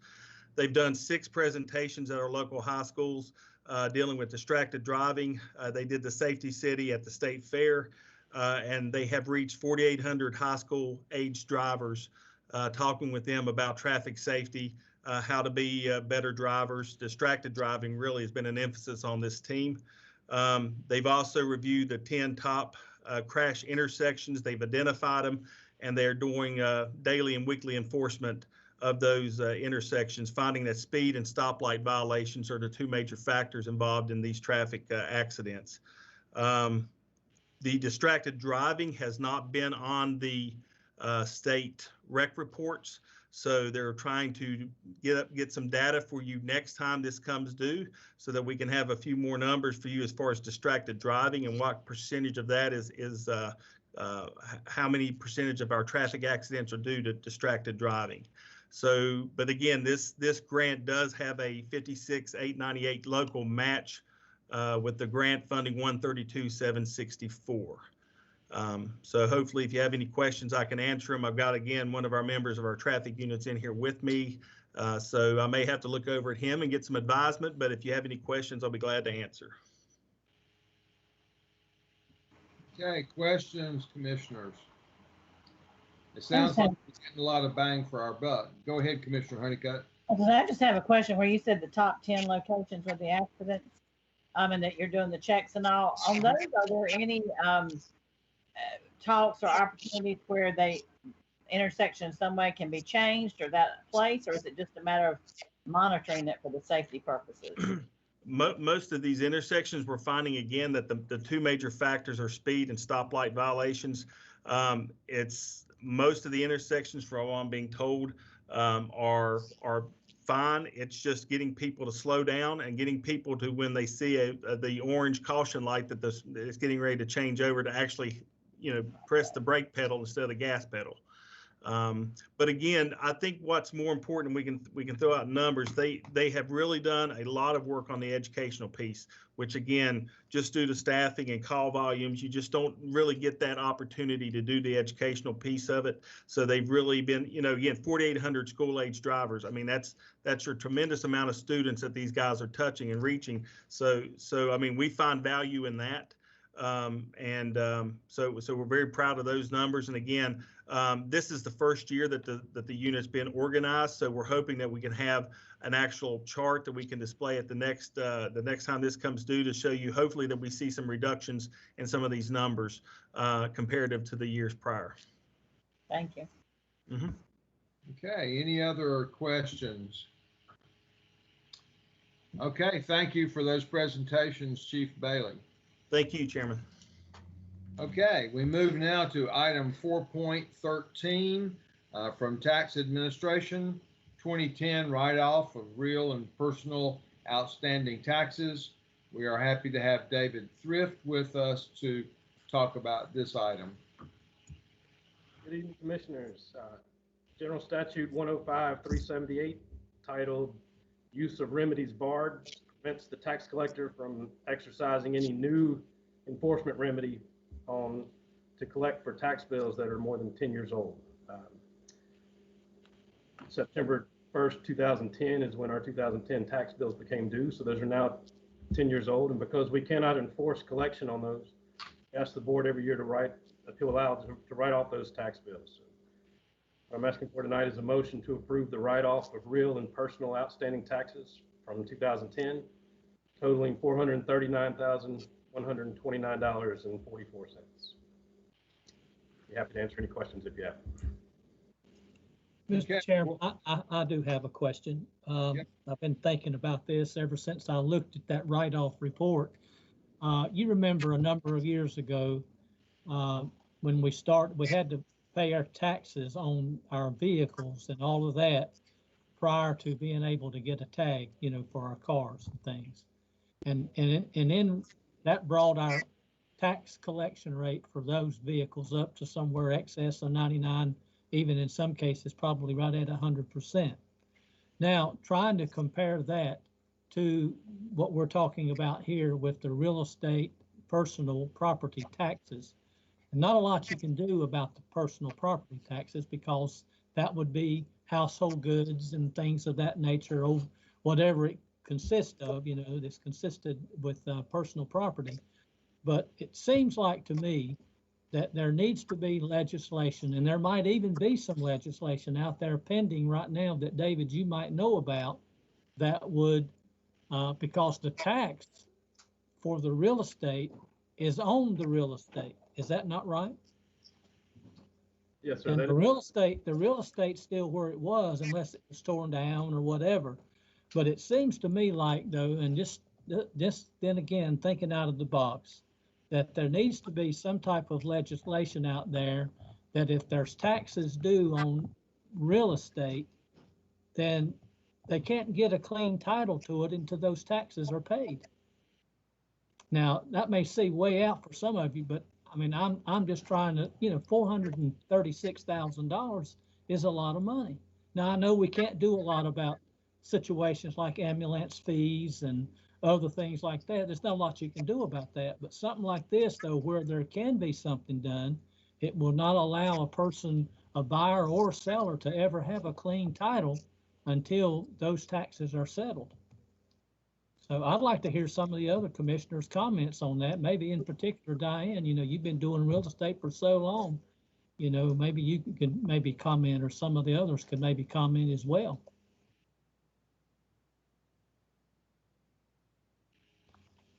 I guess one of the questions that I would have is, by this being 2010, probably a lot of these maybe are on vehicles because this was before the new system was in place. Would that be correct? So a great majority of this is personal property tax bills. There are some real estate taxes involved here. Usually those are instances in which we have scenarios where we have an unknown owner. So we may have a piece of real estate that we can't identify the owner of that real estate for one reason or another. There may be situations where even though we do have the enforcement capability of foreclosure on real estate, we don't always take that option because of the cost to do that. It's just more than the benefit received from taking that step. So there are some instances in which there are real estate tax bills that we end up writing off. I think your suggestion, Commissioner Hsu, is a good one that we'd like to potentially see some legislation for, but that's not something that I think is in the works right now. I think it has been discussed before, and there may be some options to pursue there. Yeah, and see, and with this, just one quick comment, David, and with what we're talking about tonight's write-off, obviously it's not going to help us there, but commissioners in years to come, and tax administrators like yourself in years to come, if that type legislation was in place somewhere, then it obviously would reduce the number of write-offs and the tax dollar write-off. Yeah, I think from the administration standpoint, we're definitely in favor of anything that helps support the collection of taxes. We take every effort that's provided to us by statute. You know, a lot of these being 10 years old, we've made a lot of efforts over the years to try to collect these. So I can tell you that these aren't tax bills that have just been sitting without any attention. We have taken efforts. There are situations in which tax bills are uncollectible. But by the way the system is designed, ownership can be a factor. We have to assess and build taxes on all property.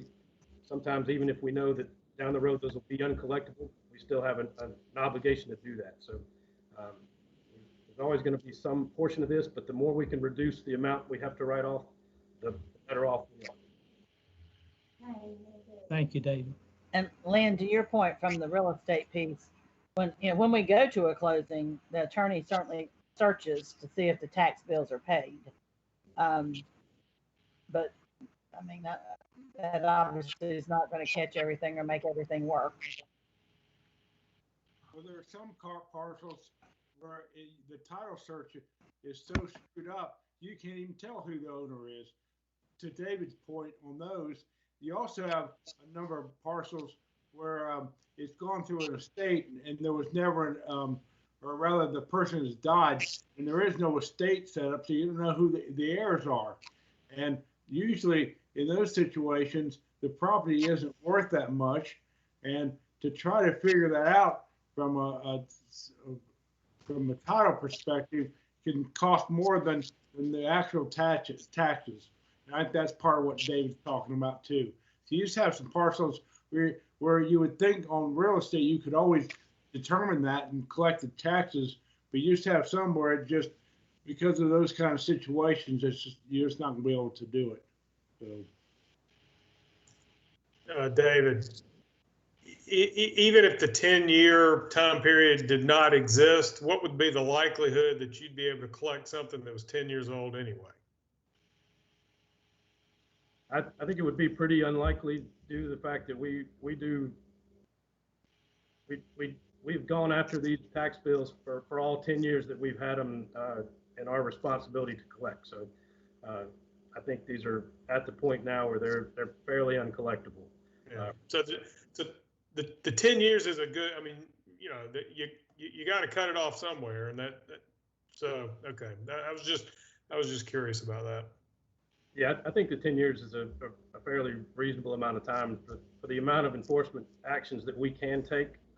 You know, if we can't get that money in a 10-year time frame, then it's a fairly uncollectible tax, especially with the staff and the resources that we have and the ability that we have to collect those taxes. Our staff does a great job, and we're very persistent. And you know, if they go for 10 years without being collected, I think that's a fairly good indication of collectability. Okay, any additional questions or comments for David? All right, thank you, sir. We move now to the approval of our regular meeting agenda, which you all have a copy before you. I don't think that we've taken any action tonight that would impact any of the items on our meeting. Yes, ma'am, Commissioner Honeycutt. I do not see 4.5 on here, the DHS Energy Programs Outreach Plan. It was, yeah, go ahead. I'm sorry, it was added late, so it may not be on there, and that is my fault. We will get that fixed. Okay. Thank you. Okay, anything else? So at this time, I would entertain a motion that we approve the regular meeting agenda with the one correction of item, I think you said 4.5, that was mentioned by Commissioner Honeycutt. So moved. Second. Okay, we have a motion by Commissioner Honeycutt, a second by Commissioner Kiger. Is there any further discussion? Okay, hearing none, all in favor, please say aye. Aye. All opposed, no. That motion passes. We do have need of a closed session tonight. So at this time, I would entertain a motion to go into closed session to discuss pending litigation and economic development authorized by North Carolina General Statute 143-318.11 A, 3, and 4. Mr. Chairman, I'll move for approval. Thank you, sir. Do I hear a second? Okay, motion by Commissioner Shue and a second by Commissioner Honeycutt that we go into closed session. Is there any discussion? All in favor, please say aye. Aye. All opposed, no. That motion passes, and we now are in closed session. I will mention for the benefit of our television audience, immediately following this meeting, there will be a new episode of Out and About in Cabarrus County aired. This will be the premiere edition. It features Commissioner Honeycutt talking with Marcella Beam about our community needs assessment process. So I would encourage everyone to stay on channel 22 and take advantage of that Out and About in Cabarrus County. We want to thank everyone for joining us tonight, and we are now in closed session. Commissioners, you'll need to close out of this and use your link to go back into the closed session. Thank you.